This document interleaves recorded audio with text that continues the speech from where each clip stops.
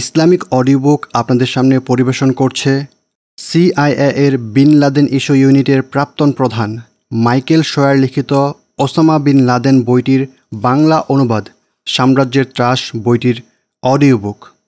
এই অডিও বুকটি তৈরি করা হয়েছে আন্তর্জাতিক সন্ত্রাসবাদের ইতিহাস, কাঠামো ও নীতিবিধি সম্পর্কে সম্পূর্ণ নিরপেক্ষ বিশ্লেষণ এবং গবেষণালব্ধ তথ্য উপস্থাপনের উদ্দেশ্যে।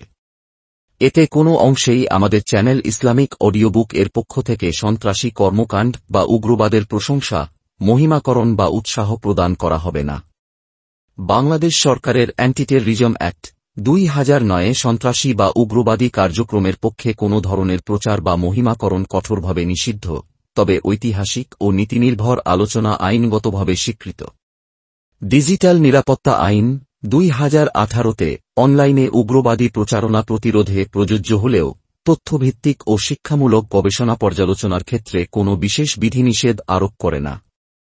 এছাড়া বাংলাদেশের সংবিধান অনুচ্ছেদ 39 অনুযায়ী বাকস্বাধীনতা মৌলিক অধিকার হিসেবে সুরক্ষিত, তবে রাষ্ট্র নিরাপত্তা, জনশৃঙ্খলা রক্ষার নামে যুক্তিসঙ্গত সীমাবদ্ধতা আরোপের সুযোগ রাখে, যা এখানে প্রযোজ্য হবে না, কারণ আমাদের চ্যানেল ইসলামিক অডিও বুক কোনোভাবেই সন্ত্রাসকে সমর্থন করে না এবং এখানে প্রচারিত হবে শুধুমাত্র বইয়ে অন্তর্ভুক্ত বিষয়বস্তু, বিকৃতি ছাড়াই। আজকে যে অধ্যায় থেকে আমরা আলোচনা করব তা হল শিক্ষা জীবন 1957 থেকে 1979। ওসামা বিন মুহাম্মদ বিন আওয়াদ বিন লাদেন সৌদি আরবের রিয়াদ শহরের আল মালাজ জেলায় 1957 সালে জন্মগ্রহণ করেন। ওসামা নামের অর্থ সিংহ, আর ওসামা বিন লাদেন নিজেই বলেছিলেন যে তার নাম রাখা হয় রাসূল সাল্লাল্লাহু আলাইহি ওয়াসাল্লামের খুব কাছের একজন সাহাবী ওসামা বিন যায়েদ রাদিয়াল্লাহু আনহু-এর নামে, যাকে ও যার বাবাকে রাসূল সাল্লাল্লাহু আলাইহি ওয়াসাল্লাম ভালোবাসতেন। ওসামার জন্মের 7 মাস পরেই তিনি মদিনায় আসেন এবং 1991 সালে সৌদি আরব ছাড়ার আগ পর্যন্ত তিনি মোটামুটি মক্কা, মদিনা এবং জেদ্দাতে বসবাস করেন। তিনি এমনই এক সম্ভ্রান্ত ধনী ইয়েমেনি বংশে জন্ম নেন যেটার পুরুষেরা প্রচণ্ড শক্তিশালী, জেদ, ধর্মীয় বিশ্বাস, ঝুঁকি ও আত্মবিশ্বাসের মাধ্যমে ব্যবসা বাণিজ্যের নেতৃত্ব পর্যায়ে পৌঁছিয়ে গিয়েছিল। আর এই বিষয়গুলোই পরবর্তীকালের ওসামা বিন লাদেনকে গড়ে তুলেছিল। এমনকি এখনও পর্যন্ত 2011 সালে তিনি যেভাবে তার সংগঠন AQI's নেতৃত্ব দিয়ে যাচ্ছেন, যেভাবে ইসলামের শত্রুদের বিরুদ্ধে ত্রাস সৃষ্টি করছেন ইত্যাদিকে প্রভাবিত করে চলেছে। ওসামার বাবা মোহাম্মদ বিন আওয়াদ বিন লাদেন তিনি ইয়েমেনের কেন্দা গোত্রের 1908 সালে জন্মগ্রহণ করেন। তিনি হাজরামাউত অঞ্চলের ওয়াদি দন উপত্যকার আল রুবার বারেশান গ্রামে বসবাস করতেন। তরুণ বয়সে তিনি ইথিওপিয়ায় যান। সেখানে এক দুর্ঘটনায় তিনি তার ডান চোখে দৃষ্টিশক্তি হারান। পরবর্তীতে তিনি সৌদি আরবের জেদ্দায় চলে যান। সেখানে তিনি কুলি ও রাজমিস্ত্রি হিসেবে কাজ করতেন। 1931 সালে তিনি একটি কনস্ট্রাকশন কোম্পানি প্রতিষ্ঠা করেন এবং এর সহজ সরল নাম দিয়ে দেন বিন লাদেন কোম্পানি। ওসামার বাবার ব্যাপারে স্টিভ কোল লিখেছেন, মোহাম্মদ বিন লাদেন তার কর্মচারীদের সাথে শ্রমগীত গাইতেন এবং কাঁধে কাঁধ মিলিয়ে কাজ করতেন। তিনি তার আশপাশের মানুষদের সুপ্ত প্রতিভা খুঁজে বের করতে পারতেন এবং সহজেই মানুষের আস্থা অর্জন করে দিতে পারতেন। আর যদিও খুব একটা লেখাপড়া জানতেন না, কিন্তু ইঞ্জিনিয়ারিং ও ব্যবসায়ে মোহাম্মদ ছিলেন দারুণ দক্ষ। ব্যবসায়ে এতই হিসেব নিকেশ করে ঝুঁকি নিতেন যে তার মস্তিষ্ক চলত কম্পিউটারের মতো। মোহাম্মদ বিন লাদেন এবং তার কোম্পানির শূন্য থেকে ধন্য হওয়ার গল্প অনেক লেখকই বর্ণনা করেছেন। এমনকি OBL নিজেও এসব নিয়ে প্রকাশ্যে আলাপ করেছেন। মোহাম্মদ বিন লাদেন একাধিক বিয়ে করেছেন, আর ওসামা ছিল মোহাম্মদের 17তম সন্তান। জন্মেছিল তার সিরিয়ান স্ত্রী আলিয়া ঘানেমের ঘরে। ওসামার যুব বয়সে বেশ কয়েকটি বিষয়ের সরাসরি এবং দীর্ঘমেয়াদী প্রভাব ছিল বলে মনে হয়। তার বাবার অসাধারণ উদাহরণ, মায়ের সাথে তার সম্পর্ক, বিশাল বিন লাদেন গোত্রের সাথে তার হৃদ্রতা, স্কুলের পরিবেশ, ছোটবেলা থেকেই কঠোর পরিশ্রমের মানসিকতা এবং ইসলামের ইতিহাস ও মুসলিম উম্মার প্রতি তার অগাধ ভালোবাসা, এই সব কিছুই OBL-এর চরিত্র ও কার্যক্রমের কাঠামো গড়ে দিয়েছিল। ওসামা ও তার বাবা। ওসামার বাবা কেমন মানুষ ছিলেন? কারমেন বিন লাদেন, ওসামা বিন লাদেনের ভাইয়ের স্ত্রী, 2005 সালে লিখেছেন, শাইখ মোহাম্মদ বিন লাদেন অনেক উঁচু মাপের মানুষ ছিলেন। তিনি ছিলেন সৎ এবং ধার্মিক। তার সাক্ষাৎ মাত্রই মানুষ তাকে পছন্দ করে ফেলত। আর তার সন্তানদের চোখে তিনি ছিলেন একাধারে একজন হিরো, কিংবদন্তি, ধীরচিত্ত, ধার্মিক এবং ধরাছোঁয়ার বাইরের একজন মানুষ। 1966 সালের 3 সেপ্টেম্বর একটি বিমান দুর্ঘটনায় তিনি মারা যান। তবে সাম্প্রতিক সময়গুলোর মধ্যে 2010 সালের জানুয়ারিতে পাকিস্তানের এক ম্যাগাজিনে মোহাম্মদ বিন লাদেনকে স্মরণ করা হয়। সেখানে তাকে উল্লেখ করা হয় একজন সৎ, বিশ্বস্ত, আত্মবিশ্বাসী ব্যক্তি হিসেবে, যার কিনা ছিল প্রচণ্ড ইচ্ছাশক্তি। আর্টিকেলটিতে এমনও বলা হয় যে প্রাতিষ্ঠানিক শিক্ষা না থাকলেও তার নাকি কম্পিউটারের মতো এক মস্তিষ্ক ছিল। এছাড়া তিনি নিজ খরচে জেরুজালেমের আল আকসা মসজিদ এবং ডোম অব রক পুনর্নির্মাণের কাজ করেছিলেন। কয়েকশো মণ্ড স্বর্ণ দিয়ে তিনি এর গম্বুজে প্রলেপ দিয়েছিলেন। মণ্ড ভারতীয় উপমহাদেশে ব্যবহৃত ওজনের একটি একক। প্রতি মণ্ড 37 কেজির কিছুটা বেশি। ওসামা তার বাবাকে এভাবেই দেখতেন। ওসামার প্রথম স্ত্রী নাজুয়া লিখেছেন, তিনি তার বাবাকে খুবই ভালোবাসতেন এবং শ্রদ্ধা করতেন, আর বাবার সামনে সবসময় নিজ আচরণ ও কথায় এক ভিন্ন মাত্রায় সতর্ক থাকতেন। এই শ্রদ্ধা তার বাবার মৃত্যুর পর আরও বহুগুণ বেড়ে গিয়েছিল। আর ওসামার নিজ বক্তব্যই নাজুয়ার এই কথাগুলোর সত্যায়ন করেছে। যখন তিনি মুহাম্মদ জানতে পারলেন যে জর্ডানের সরকার ডোম অব রকের সংস্কার কাজের জন্য টেন্ডার ছেড়েছেন, তখন তিনি তার ইঞ্জিনিয়ারদেরকে একত্র করলেন। তাদেরকে কোনো প্রকার লাভ ছাড়া কেবল কাজের জন্যে কত খরচ হতে পারে তা নির্ধারণ করতে বললেন। এরপর তিনি, আল্লাহ তার প্রতি রহম করুন, এই কাজ পাবার জন্যে আরও কম দামে টেন্ডার জমা দেন। আল্লাহর রহমতে প্রায় তিনি প্রাইভেট হেলিকপ্টারে একদিনে 3 মসজিদে সালাত আদায় করতেন। নিঃসন্দেহে তিনি ছিলেন আরবের সেরা স্থপতিদের একজন। আমার বাবা কিং ফয়সালের আমলে মন্ত্রী ছিলেন। কিং ফয়সাল আমার বাবার মৃত্যুর সময় জীবিতই ছিলেন। তিনি কেবল 2 জন মানুষের মৃত্যুতেই কেঁদেছিলেন, একজন মোহাম্মদ ইব্রাহিম আর অপরজন হলেন আমার বাবা। আমার বাবার মৃত্যুতে কিং ফয়সাল বলেছিলেন, আজ আমি আমার ডান হাতকে হারালাম। ওসামা তার বাবার সাথে কিভাবে কতটা সময় কাটিয়েছেন, এই ব্যাপারে ওসামার নিজের বক্তব্যের সাথে তার ব্যাপারে লেখালেখি কর্নেওয়ালাদের ভালোই পার্থক্য দেখা যায়। ওসামা নিজে তার বাবার সাথে ঘনিষ্ঠ সম্পর্কের কথাই বলেছেন, আর তার আশেপাশের মানুষদের কথা অনেকটা এমন যে তার বাবার পাশে চুপচাপ বসে থাকতেন। ওসামা একবার নাকি তার ছেলেদের কাছে বলেছিলেন যে তিনি তার বাবাকে মোটে 5 বার দেখেছিলেন। আর এই ব্যাপারে সব পণ্ডিতদের বক্তব্য এই কথাকে সমর্থন বা সংকলন করেছে। উদাহরণস্বরূপ স্টিভ কোল উল্লেখ করেছেন যে ওসামা তার বাবাকে খুব অল্পই জানতেন। এছাড়া ওসামার প্রয়াত শ্যালক মোহাম্মদ জামাল খালিফা বলেছিলেন, ওসামা তার বাবার সাথে খুব একটা ছিলেন না। আব্দুল বারি আতওয়ানের মতেও মোহাম্মদ বিন লাদেন তার বড় ছেলে বাদে আর কোনো সন্তানকেই তেমন একটা সময় দিতেন না, যেহেতু বড় ছেলেই পরবর্তীতে তার ব্যবসা ও পারিবারিক দায়-দায়িত্বের হাল ধরার কথা ছিল। তাই বাবার সময় পার হবার ক্ষেত্রে 52 ভাই-বোনদের মধ্যে ওসামার নাকি তুলনামূলকভাবে বাড়তি কিছুই ছিল না। ওসামার উপর সবচেয়ে বেশি যে বিষয়টা প্রভাব ফেলেছিল তা হলো তার বাবার ধার্মিকতা। মোহাম্মদ বিন লাদেন নিজে রক্ষণশীল মুসলিম ছিলেন।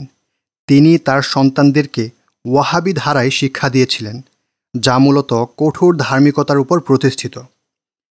তিনি তার সন্তানদেরকে মিতব্যয়ী, কঠোর পরিশ্রমী, ধার্মিক এবং আত্মনির্ভরশীল হতে বলতেন। স্টিভ কোল লিখেছেন, তিনি ইসলামের বিধিবিধান এবং শ্রেষ্ঠত্বের ব্যাপারেও সন্তানদেরকে জানাতেন। তিনি নিজে ইবাদতগুজার ছিলেন এবং তার সন্তানদের থেকেও তেমনই আশা করতেন। ইতোমধ্যেই আমরা জেনেছি যে মোহাম্মদ বিন লাদেন প্রচণ্ড ধনী ছিলেন, কিন্তু তা সত্ত্বেও তিনি খুবই ধার্মিক জীবনযাপন করতেন এবং ইসলামের আলিম ও মুফতিদের সাথে নিয়মিত যোগাযোগ রাখতেন। তার আয়োজন করা সব সামাজিক ও ধর্মীয় হালাকাগুলোর বরাতে যুব বয়স থেকেই অনেক প্রভাবশালী ইসলামী ব্যক্তিত্বের সাথে ওসামার সাক্ষাৎ হয়ে গিয়েছিল।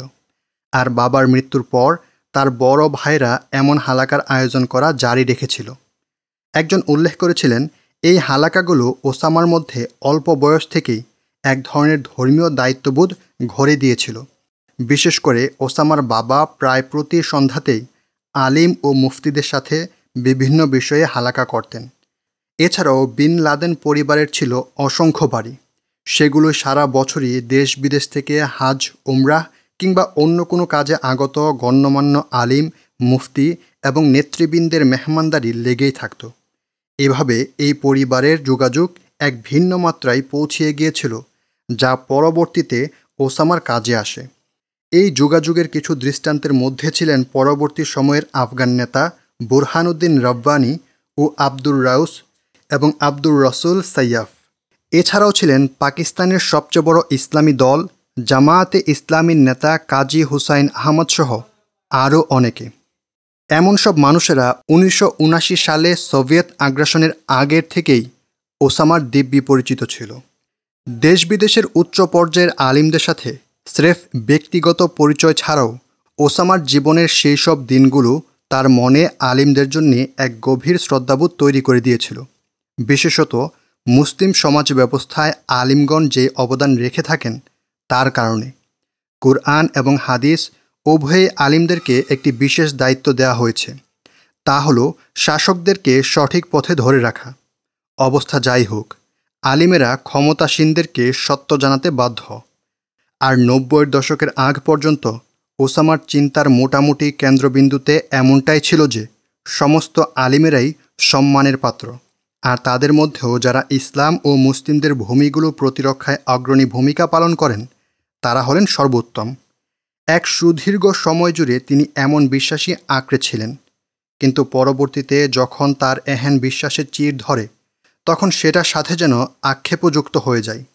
ওসামার বাবা আরও যে একটি মানসিকতা তার ছেলের মধ্যে গেঁথে দিয়েছিলেন তা হলো কথা এবং কাজের মিল রাখা, হোক তা পার্থিব কাজে কিংবা হোক আল্লাহর রাস্তায় বা উম্মার প্রতিরক্ষায়।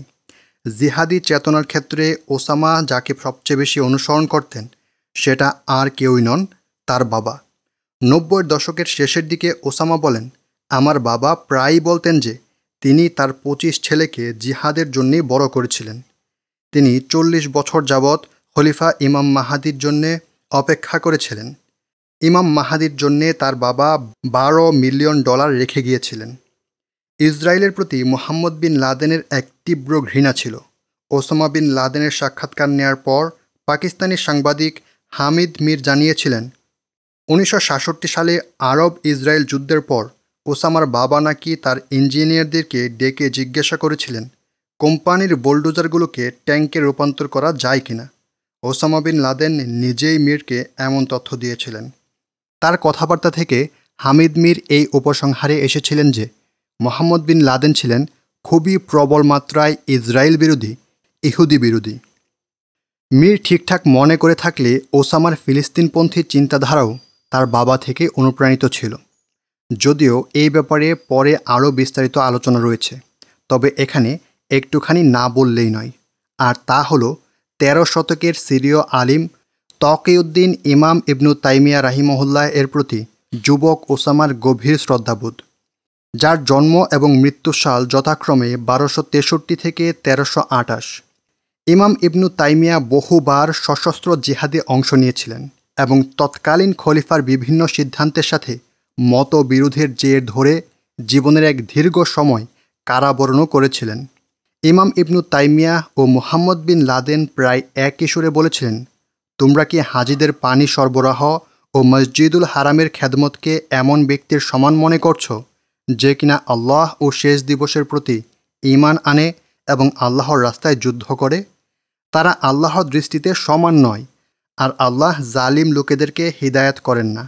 যারা ঈমান এনেছে, হিজরত করেছে এবং আল্লাহর রাহে নিজেদের জান ও মাল দিয়ে জিহাদ করেছে, তাদের মর্যাদাই আল্লাহর কাছে অধিক, আর এটাই চূড়ান্ত সফলতা। তাদের রব তাদেরকে সুসংবাদ দিয়েছেন স্বীয় দয়া, সন্তোষ এবং এমন জান্নাতের যেখানে তাদের জন্য রয়েছে চিরস্থায়ী শান্তি।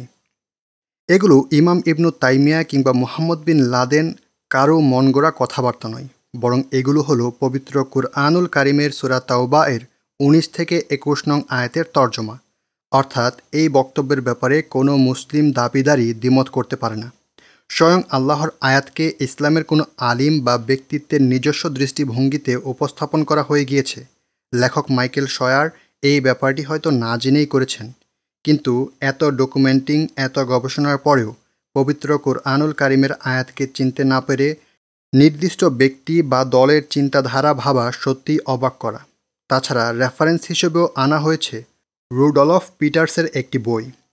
মুসলিম হিসেবে পশ্চিমা লেখকদের বই পুস্তক পড়বার সময় যথেষ্ট সাবধানতা অবলম্বন না করলে যে স্বয়ং আল্লাহর আয়াত কিংবা রসুল সাল্লাল্লাহু আলাইহি সাল্লামের হাদিসকেও ভুল বোঝা হতে পারে, যেমন এখানে কুরআনের আয়াতকে ব্যক্তি বিশেষের নিজস্ব চিন্তাধারা বলে মনে করা হয়, সেদিকে ইঙ্গিত করতেই আল্লাহর ইচ্ছায় এই টিকা সংযোজন করা হলো। তথ্য অথবা ইলম গ্রহণে এমন সাবধানতা অবলম্বন সাধারণ কোনো বিষয় নয়, বরং এক গুরুত্বপূর্ণ মূলনীতি। ওসামা তার বাবার কাছ থেকে সবচেয়ে গুরুত্বপূর্ণ যেই বৈশিষ্ট্যটি পেয়েছেন সেটা সম্ভবত সিদ্ধান্ত নেওয়ার ক্ষমতা। সুনির্দিষ্ট কর্তব্য স্থির করে তা শক্ত করে আঁকড়ে থাকা। মোহাম্মদ বিন লাদেন কোনো ব্যাপারে সিদ্ধান্ত নিয়ে নিলে সেটাকে কেউ প্রশ্ন করার সাহস করত না। আর ওসামার ব্যাপারে নাজওয়া বিন লাদেন লিখেছেন, শান্ত স্বভাবের হওয়া সত্ত্বেও কেউই তাকে কখনোই দুর্বল চিত্তের মানুষ মনে করেনি। কয়েক বছর আগে ইয়েমেনের সালাফি আলিম শাইখ আব্দুল মাজিদ আল জিদ্দানি ওসামা বিন লাদেনের ব্যাপারে একজন সুন্নি শিক্ষক, যিনি ছিলেন সাহসী এবং অবিচল বলে মন্তব্য করেছিলেন। তার মতে এত বছরও দিন ইসলামের রাহে ওসামার অবস্থানের রদবদল ঘটেনি। ওসামা ও তার মা। ওসামা বিন লাদেন সম্পর্কে আলোচনা করা সকলেই ওসামা ও তার মা আলিয়া ঘানেমের হৃদ্রতার কথা উল্লেখ করেছেন। পরবর্তী সময়ে নিজের বড় সন্তান ওসামা সম্পর্কে আলিয়ার শক্ত পক্ষপাতের কথাও বিভিন্ন জায়গায় এসেছে। ওসামার সৎ ভাই মোহাম্মদ আল আতাস বলেছেন যে ওসামা তার মাকে ভীষণ ভালোবাসতেন। ওসামার দিনদারিতায় আলিয়ার গভীর প্রভাব ছিল।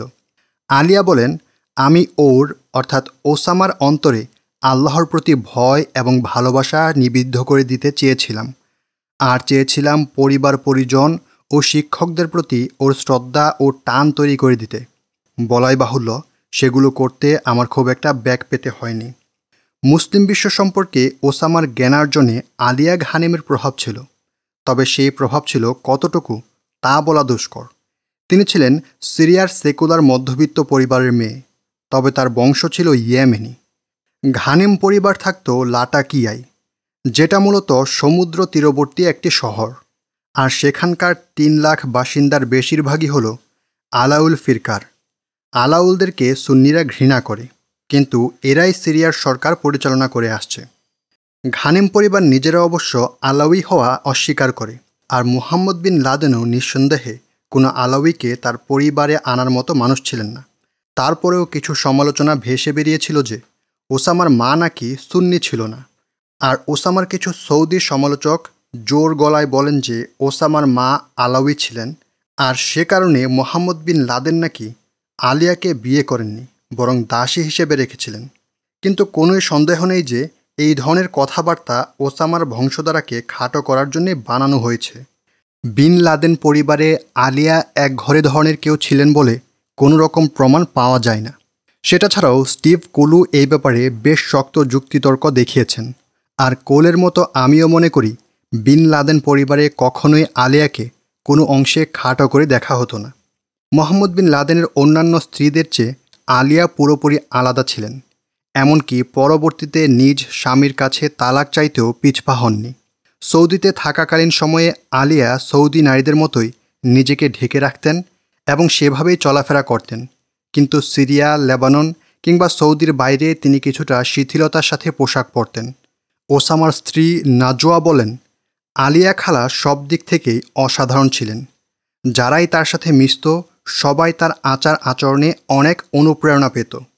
সিরিয়াতে আমাদেরকে দেখতে যাওয়ার সময় তিনি ভালোই ফ্যাশনেবল জামাকাপড় পরতেন। এই হিসেবে ওসামা তার মাকে দুটো ভিন্ন রূপে দেখেছিলেন, সৌদি রূপে এবং অন্তত আধা পশ্চিমা রূপে। এছাড়া 17 বছর পর্যন্ত ওসামা গ্রীষ্মের ছুটিতে তার মা ও সৎ ভাইবোনদের সিরিয়া ভ্রমণে সঙ্গ দিতেন, ফলে তার সৌদির বাইরের বৈশ্বিক আবহাওয়ার অভিজ্ঞতাও হয়ে গিয়েছিল। আর এভাবে বাবার হালাকাগুলোর মতো গ্রীষ্মের ছুটিগুলোতেও ওসামা মুসলিম বিশ্বের এমন এমন দৃশ্যপটের সাথে খাপ খাওয়াতে শিখেছিলেন যা ছিল সৌদির সংস্কৃতি থেকে একেবারেই আলাদা। ব্যক্তিজীবনের অভ্যাস, আচার আচরণ, সামাজিকতা ইত্যাদি বিবেচনায় ওসামার মধ্যে তার মা আলিয়ার প্রভাব ছিল তার বাবার চেয়েও বেশি। ওসামার ছেলে ওমর লিখেছেন, দাদা আমার বাবার ভিত্তি ঠিক করে দিয়ে দাদির উপরে বড় করার দায়িত্ব দিয়ে দিয়েছিলেন।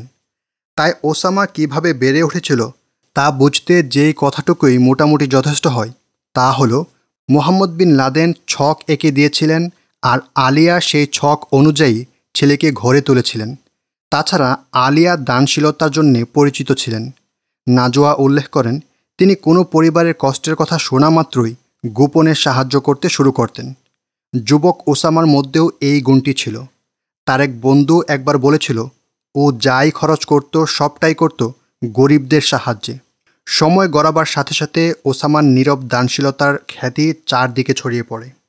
ওসামা ও বিন লাদেন পরিবার।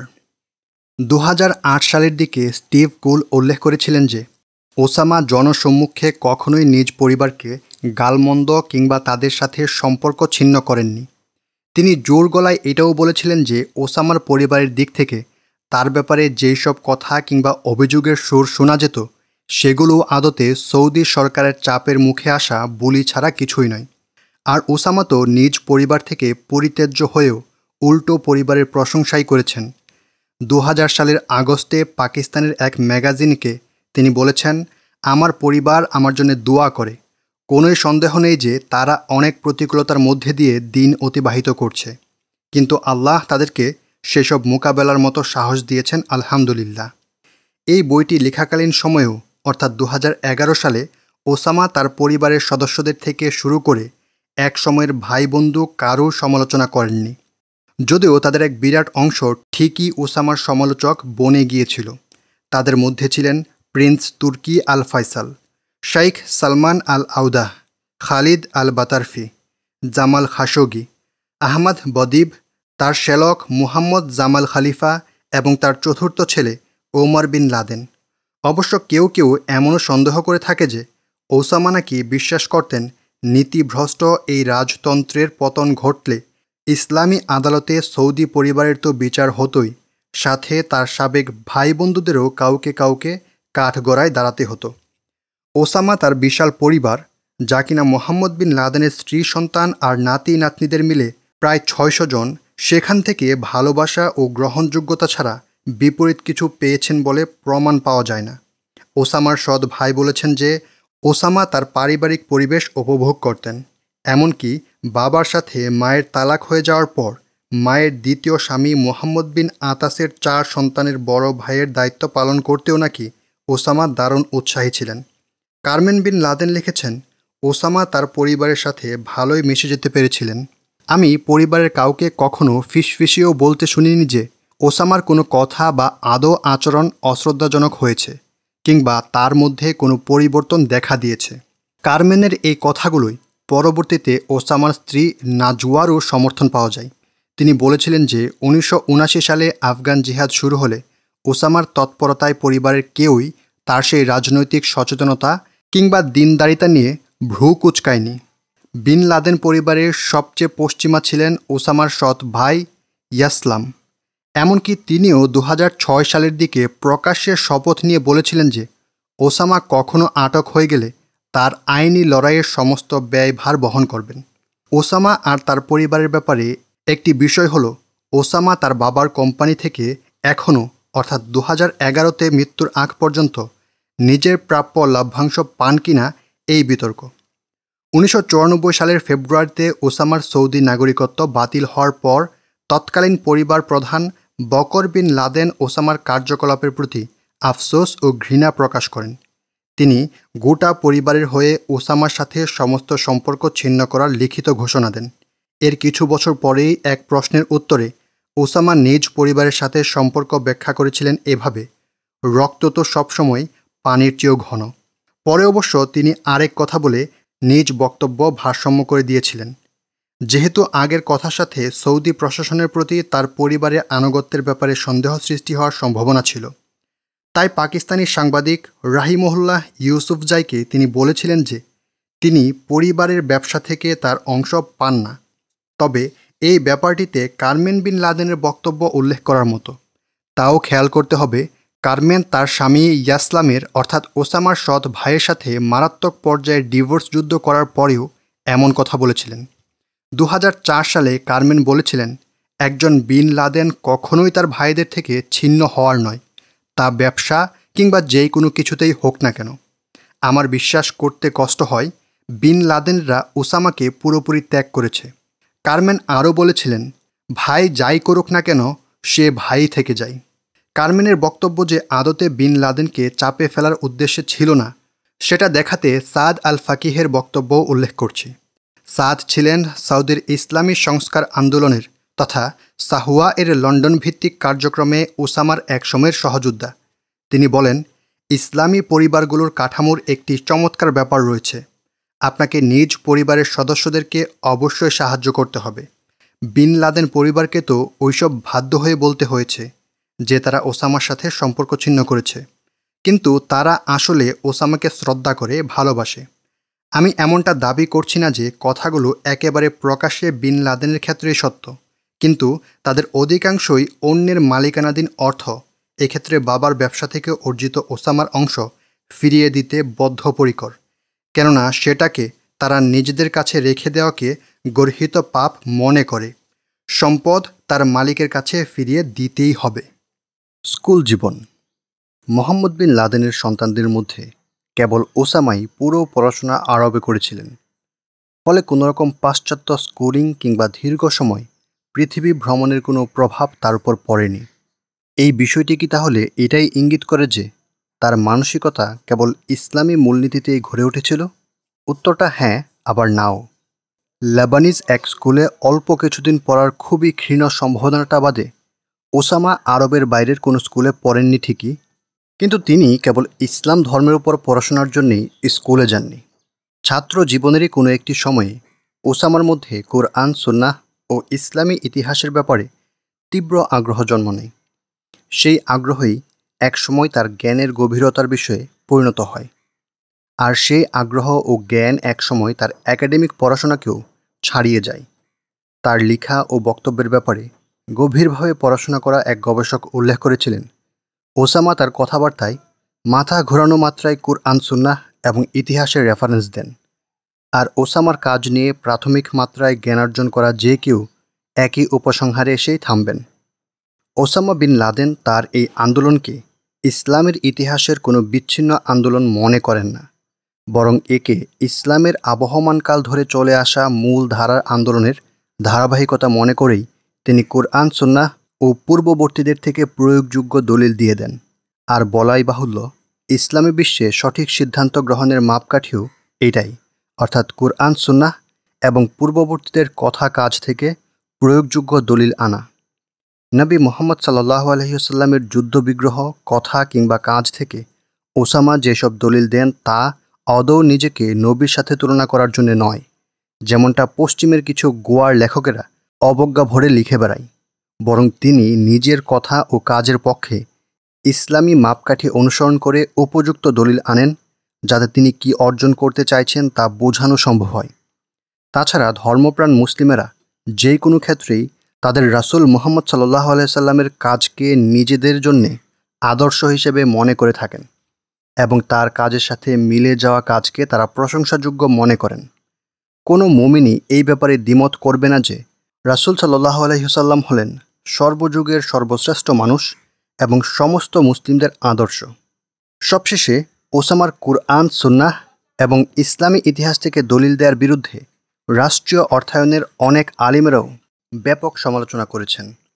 এই ব্যাপারে ম্যাথিস রুথভেন সত্য বলেছিলেন, রাষ্ট্রের অর্থায়নে বেড়ে ওঠা এইসব আলিমদের ফতোয়ার সত্যিকারের কোনো মর্যাদা নেই।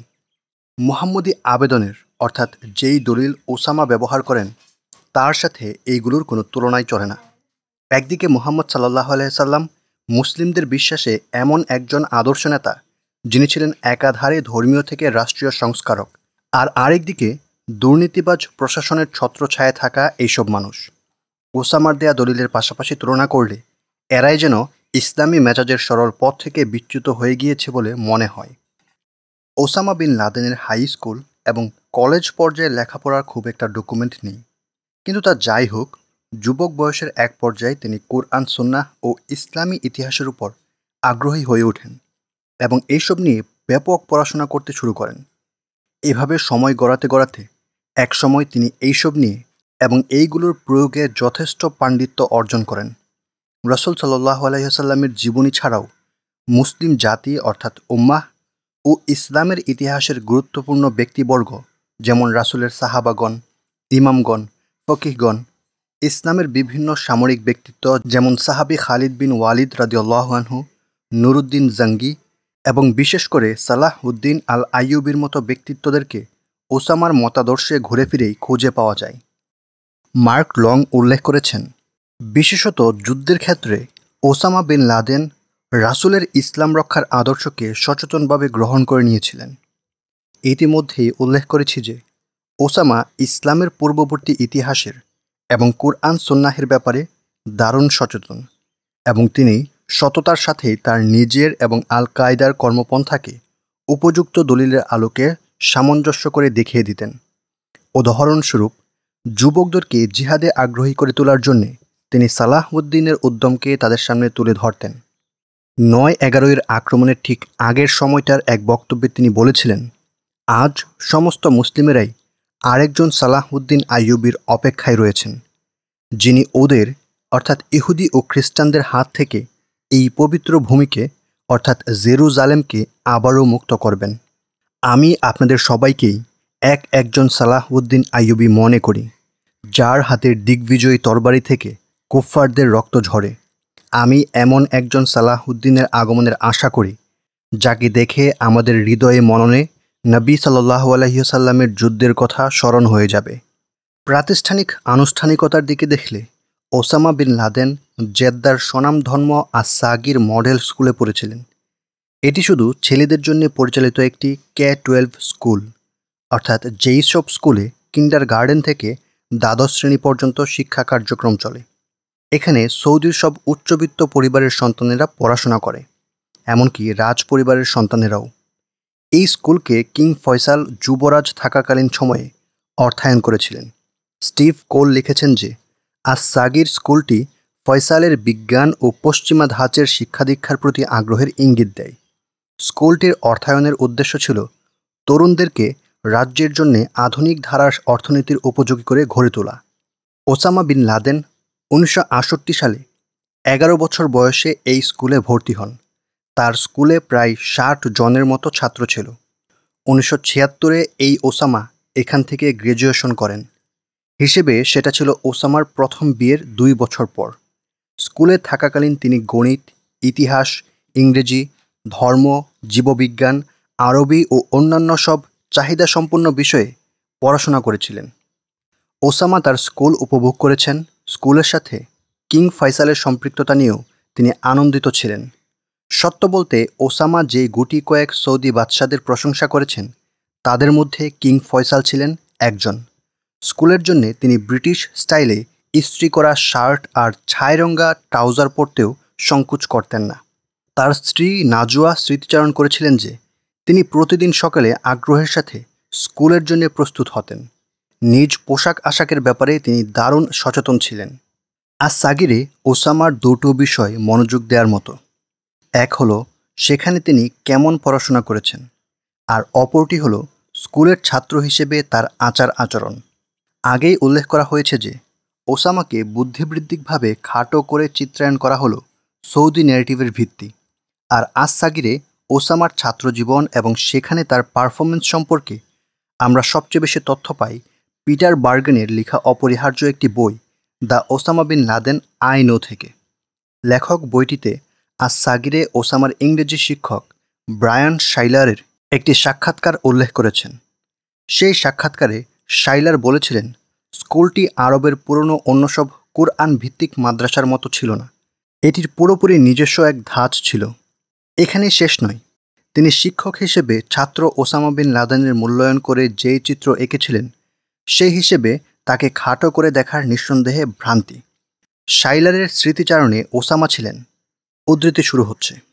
অসাধারণ বিনয়ী, আমার বরং মনে হয় তিনি সাধারণ ছাত্রদের চেয়েও একটু বেশিই বিনয়ী ছিলেন। হয়তো এর কারণ ছিল তার লজ্জাশীলতা। শিক্ষক প্রশ্ন করলে সবাই যেখানে হাত তুলে আমাকে আমাকে বলে আগ বাড়ত, সেখানে ওসামা তা না করে মুখে আত্মবিশ্বাসী মুচকি হাসি দিয়ে বসে থাকতেন। অবশ্যই তাকে প্রশ্ন করা হলে তিনি প্রায়ই উত্তর সঠিক দিতেন, কিন্তু নিজের জ্ঞান জাহির করতে আগ বাড়িয়ে কিছু করতেন না। ওসামার ইংরেজি যে খুব অসাধারণ ছিল তা নয়, অন্যান্য বিষয়েও ক্লাসের একেবারে সেরাদের কাতারেও ছিলেন না, আবার তলানির ছাত্রও ছিলেন না।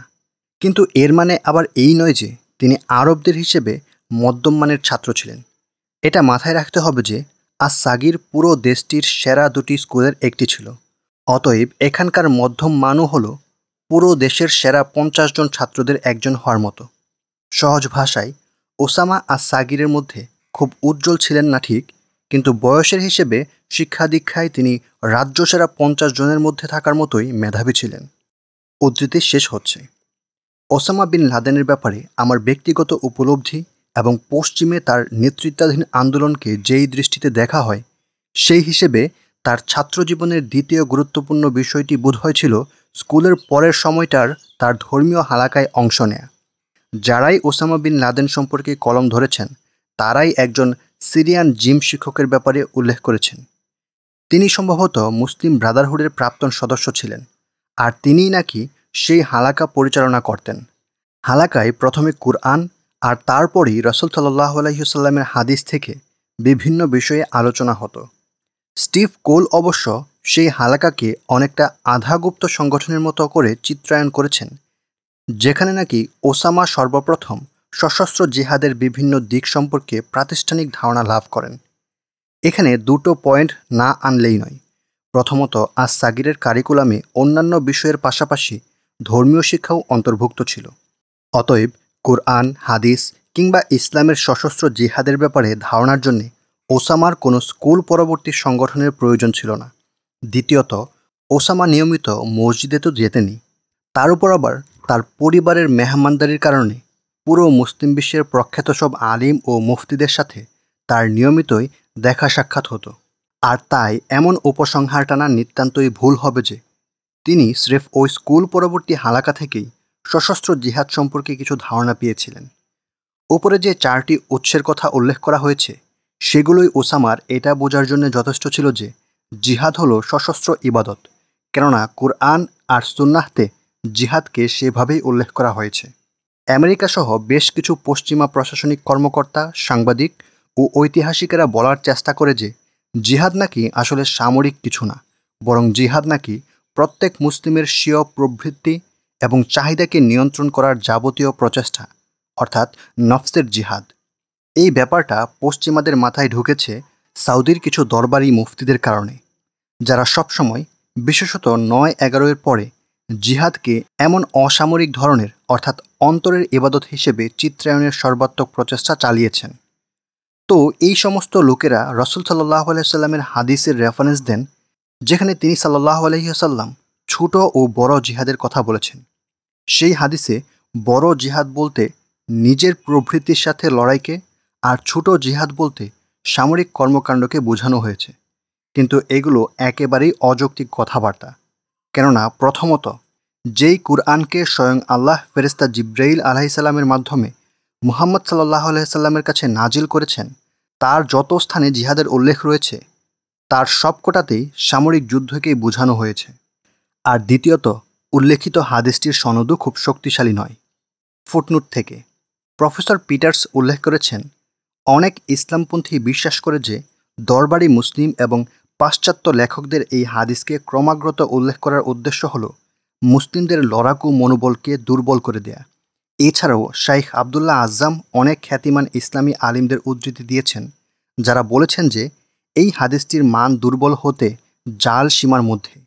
যেমন ইমাম ইবনু তাইমিয়া লিখেছেন, এই হাদিসের উৎস অজ্ঞাত এবং বর্ণনাকারী ইসলামী শিক্ষা ব্যবস্থার কোনো ব্যক্তি নন। কাফিরদের বিরুদ্ধে জিহাদ করা হলো সবচেয়ে মহৎ কাজ, এমনকি সমগ্র মানবজাতির জন্য সবচেয়ে গুরুত্বপূর্ণ কাজ। দেখুন শাইখ আবদুল্লাহ আজম, জয়েন দ্য কারাভান, নোট 71। ফুটনোট শেষ হচ্ছে। এত সব কিছু বলা শুধু এটা বোঝানোর জন্য যে ওসামা বিন লাদেন জিহাদ সম্পর্কে যা কিছু জেনেছেন বা শিখেছেন তা ইসলামে আদৌ গোপন বা বিচ্ছিন্ন কিছু নয়, বরং তিনি জিহাদের সেই রূপটি শিখেছেন যা কুরআন ও হাদিসের প্রায় সমস্ত ক্ষেত্রেই উল্লেখিত হয়েছে। আর সেই রূপটি হল সামরিক জিহাদ। এই ব্যাপারে বিন লাদেন একবার বলেছিলেন যে, যারা ইসলামের উপর আক্রমণ এলে বর্ষা ধরা মুসলিমদের যৌক্তিক অধিকার মনে করে না, তারা বিভ্রান্ত। তার ভাষায়, জিহাদ আমাদের শরিয়াহ এর অংশ, আর এই উম্মাহ তার শত্রুদের সাথে এর প্রয়োগ ছাড়া টিকে থাকতে পারে না। ওসামা বিন লাদেন ছাড়াও বেশিরভাগ মুসলিমই, হ্যাঁ শুধু তার অনুসারীরাই নয়, বরং বেশিরভাগ মুসলিমরাই জিহাদ বলতে সামরিক যুদ্ধকেই বুঝে থাকে। দ্বন্দ্ব হয় কেবল জিহাদ কখন, কিভাবে, কার বিরুদ্ধে করা হবে এইসব নিয়ে। আমার মতে এটা পশ্চিমেরই ভুল যে তারা এই সহজ ও অখণ্ডনীয় ব্যাপারটি উপলব্ধি করতে পারেনি। জর্জ টাউন ইউনিভার্সিটির প্রফেসর জন এসপেসিতো জিহাদের দুটো রূপের কথা উল্লেখ করেছেন। একটি হলো কুরআনে বর্ণনা অনুযায়ী সামরিক কর্মকাণ্ড, আর অপরটি হলো ব্যক্তিগত বা সামাজিক উন্নয়নের প্রচেষ্টা। আমেরিকায় যেমন ক্যান্সার, মাদক বা দারিদ্রতার বিরুদ্ধে যুদ্ধ ঘোষণা করে ক্যাম্পেইন চালানো হয়, অনেকটা তেমনই, হোক তা ব্যক্তিগত কিংবা প্রাতিষ্ঠানিক উদ্যোগে। যদিও প্রফেসর এসপেসিতো ইসলামের সামরিক জিহাদের ওজনকে কিছুটা হালকা করে চিত্রায়ন করেছেন, তবে তার উল্লেখিত শ্রেণীকরণ আমার কাছে সাধারণের বোঝার জন্য উপকারী মনে হয়েছে। জিহাদের সামরিক রূপের পাশাপাশি তিনি উল্লেখ করেছেন, আজকাল জিহাদ শব্দের দ্বারা অনেকেই ব্যক্তিগত আত্মশুদ্ধির প্রচেষ্টা, পারিবারিক বা প্রতিবেশীদের দায়-দায়িত্ব যথাযথভাবে পালন করা কিংবা সামাজিকভাবে মাদক, দারিদ্রতা ইত্যাদির বিরুদ্ধে লড়াকে বোঝায়। সাথে তিনি এটাও উল্লেখ করেছেন যে, কুরআনের সামরিক যুদ্ধ কিংবা সামাজিক আন্দোলন যেভাবেই দেখা হোক না কেন, জিহাদ শব্দটা ইতিবাচক হিসেবে ব্যবহৃত হয়। 1978 সালে ওসামা বিন লাদেন অর্থনীতি, ব্যবসায়ী শিক্ষা ও ম্যানেজমেন্টের উপর পড়াশোনা করতে জেদ্দার কিং আব্দুল আজিজ ইউনিভার্সিটিতে ভর্তি হন। তিনি নাকি পরবর্তীতে ম্যানেজমেন্টের উপর আগ্রহী হয়ে উঠেছিলেন, কিন্তু তিনি হয়তো কোর্সগুলো শেষ করেননি। আমি তার কোর্সের বা গ্রেডের কোনো ডকুমেন্টসও পাইনি। দলিল প্রমাণের এমন অপ্রতুলতার কারণে তার ব্যাপারে গতানুগতিক যে ধারণা করা হয় তা হলো, ওসামা তার ইসলামী ভাবধারার শিক্ষকদের দ্বারা প্রভাবিত ছিলেন, আর তাদের মধ্যে নাকি জর্ডান, মিশর কিংবা সিরিয়া থেকে পালিয়ে আসা মুসলিম ব্রাদারহুডের বা ইখওয়ানুল মুসলিমিনদের সদস্যরাও ছিল। অনেক লেখক তো দাবি করেন ওসামা জর্ডানের শাইখ আবদুল্লাহ আজ্জাম এবং মিশরের মুহাম্মদ কুতুবের কাছে একেবারে প্রাতিষ্ঠানিকভাবে পড়েছিলেন। যেমন স্টিভ কোল লিখেছেন যে, ওসামা বিন লাদেন এই শাইখদের কাছ থেকে বর্তমান যুগে ইসলামী জিহাদের বাধ্যবাধকতা এবং প্রয়োগের সূক্ষ্মাতিসূক্ষ্ম বিষয়ে দীক্ষা পেয়েছিলেন। যদিও এমনটা হওয়ার সম্ভাবনা রয়েছে, তাছাড়া ওসামাও হয়তো কোনো না কোনো পাবলিক লেকচারে এই দুই শাইখের বক্তব্য শুনেছিলেন, কিন্তু তবুও তিনি যে তাদের কাছে একেবারে প্রাতিষ্ঠানিকভাবে জ্ঞানার্জন করেছিলেন সেই ব্যাপারে কোনো সত্যিকার প্রমাণ পাওয়া যায় না। এমনকি তার স্ত্রী নাজওয়াও এতটুকু বলেছেন যে তার স্বামী বিশ্ববিদ্যালয়ে ধর্মীয় ক্লাসগুলোয় বিশেষভাবে আগ্রহী ছিলেন। এই ব্যাপারটা উল্লেখ না করলেই নয়, ওসামা বিন লাদেন কখনোই শাইখ আবদুল্লাহ আজ্জাম কিংবা মুহাম্মদ কুতুব থেকে সরাসরি কিছু বর্ণনা করেননি। তার শালক জামাল খলিফা শুধু এতটুকু বলেছিলেন যে তিনি এবং ওসামা দুজনেই নাকি সাইদ কুতুবের প্রখ্যাত বই মাইলস্টোন এবং ফি জিলালিল কুরআন পড়েছিলেন। এছাড়া মুহাম্মদ কুতুবের কাছ থেকে কিভাবে আমাদের সন্তানদেরকে শেখাতে হবে তা শিখেছিলেন।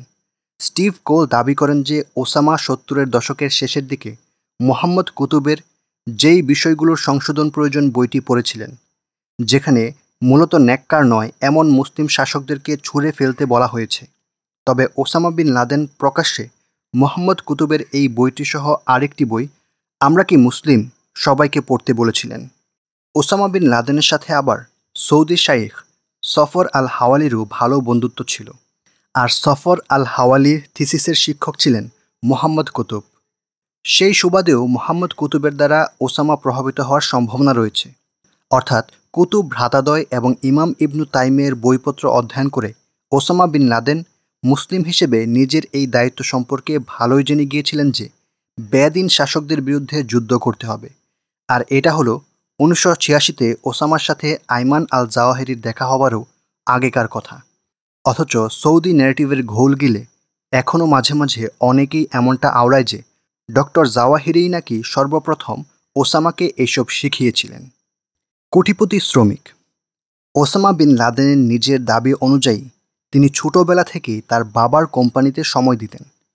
কোম্পানির অধীনে মক্কা, মদিনা, জেদ্দা ও তার আশেপাশের এলাকায় রাস্তা, সুড়ঙ্গ ইত্যাদি সহ নানা রকম আধুনিক অবকাঠামো তৈরিতে তিনি সাহায্য করতেন। 1997 সালে ওসামা বলেছিলেন, আমি অল্প বয়স থেকেই বাবার সাথে কাজ করতে শুরু করি। কনস্ট্রাকশনের কাজ করতে গিয়েই আমি রাস্তা বা সুড়ঙ্গের জন্যে পাহাড়ে বিস্ফোরণ ঘটানোর উপর ট্রেনিং নিয়েছিলাম। এছাড়া আমি মসজিদে নববীর সম্প্রসারণ প্রজেক্টেরও তত্ত্বাবধানে ছিলাম। ওসামার কৈশোরের বেশ কয়েকজন বন্ধু এই দাবির সত্যায়ন করেছিলেন। একজনের ভাষ্যমতে তিনি তার বাবার কনস্ট্রাকশন কোম্পানিতে একজন শিক্ষানবিশ হিসেবে কাজ করতেন। প্রচণ্ড গরমের সময়েও তিনি সকাল থেকে সন্ধ্যা পর্যন্ত ট্রাক্টর পরিচালনার কাজ করতেন। সকাল ও দুপুরের খাবারের সময় অন্যান্য শ্রমিকদের সাথে মাটিতে বসেই খেতেন। ওসামার এই চিত্র ফিলিস্তিনি বংশোদ্ভূত আরেকজনও সত্যায়ন করেছেন। তিনি হলেন ওয়ালিদ আল খাতিব। মক্কায় কাজ চলাকালীন সময়ে ওয়ালিদ কিশোর ওসামার কাজ তদারকি করতেন। স্টিভ কোলকে ওয়ালিদ বলেন, ওসামা সূক্ষ্মাতি সূক্ষ্ম ব্যাপারেও দারুণ মনোযোগ দিতেন।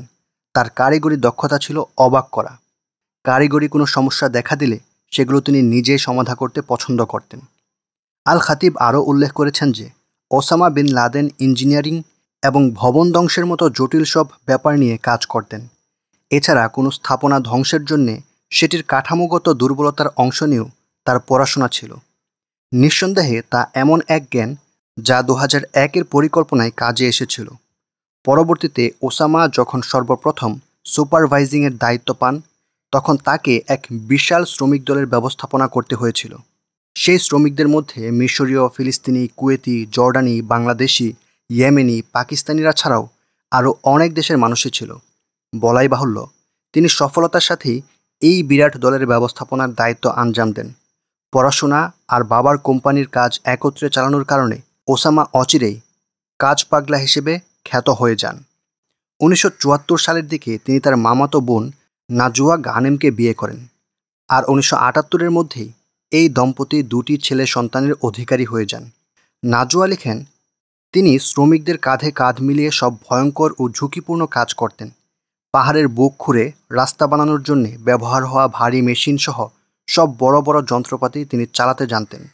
মূলত রাস্তা বানানোর কাজই করতেন, কিন্তু প্রায়ই বলতেন যে তার সবচেয়ে পছন্দের কাজ ছিল সৌদির মরুতে পাহাড়ের শক্ত পাথর খুঁড়ে নিরাপদ টানেল বানানো।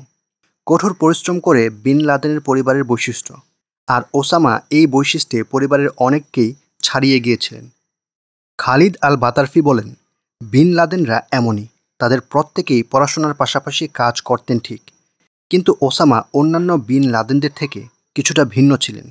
তিনি কাজে নিজেই শরিক হয়ে যেতেন, নিজেই ট্রাক্টর চালাতেন, আর তার বাবার মতো তিনিও শ্রমিকদের সাথে একসাথে বসে খেতেন। সারাদিন মাঠে কঠোর পরিশ্রম করতেন। বিন লাদেন কোম্পানির মক্কায় কিছু প্রজেক্ট তিনি দায়িত্ব পালন করেছিলেন। বলাই বাহুল্য, সেখানে তিনি সকাল থেকে সন্ধ্যা অবধি কঠোর পরিশ্রম করতেন। পারিবারিক ও সামাজিক কাজে সময় দিতেন সন্ধ্যার পর। রাতের সালাত আদায় শেষে তিনি ঘুমিয়ে পড়তেন। কিছুক্ষণ পর আবার উঠে তাহাজ্জুদ সালাত আদায় করতেন। এটা মুসলিমদের জন্য আবশ্যক নয়, কিন্তু ওসামা তাও করতেন স্রেফ নবী সাল্লাল্লাহু আলাইহি ওয়াসাল্লামকে অনুসরণ করার জন্যে। এরপর কিছুক্ষণ ঘুমিয়ে পরের দিন শুরু করতেন। ফুটনোট: খালিদ আল বাতারফি আরও বলেন, ওসামা বিন লাদেন প্রতি সোমবার ও বৃহস্পতিবার রোজা রাখতেন। ফুটনোট শেষ হচ্ছে। ওসামা বিন লাদেন তার অবসর সময়ের কাজকর্মেও ছিলেন ক্লান্তিহীন, ঝুঁকিপ্রিয়। অল্প সময় থেকেই তিনি ভলিবল, ফুটবল, সাঁতার, শিকার করা সহ বিভিন্ন খেলাধুলা পছন্দ করতেন।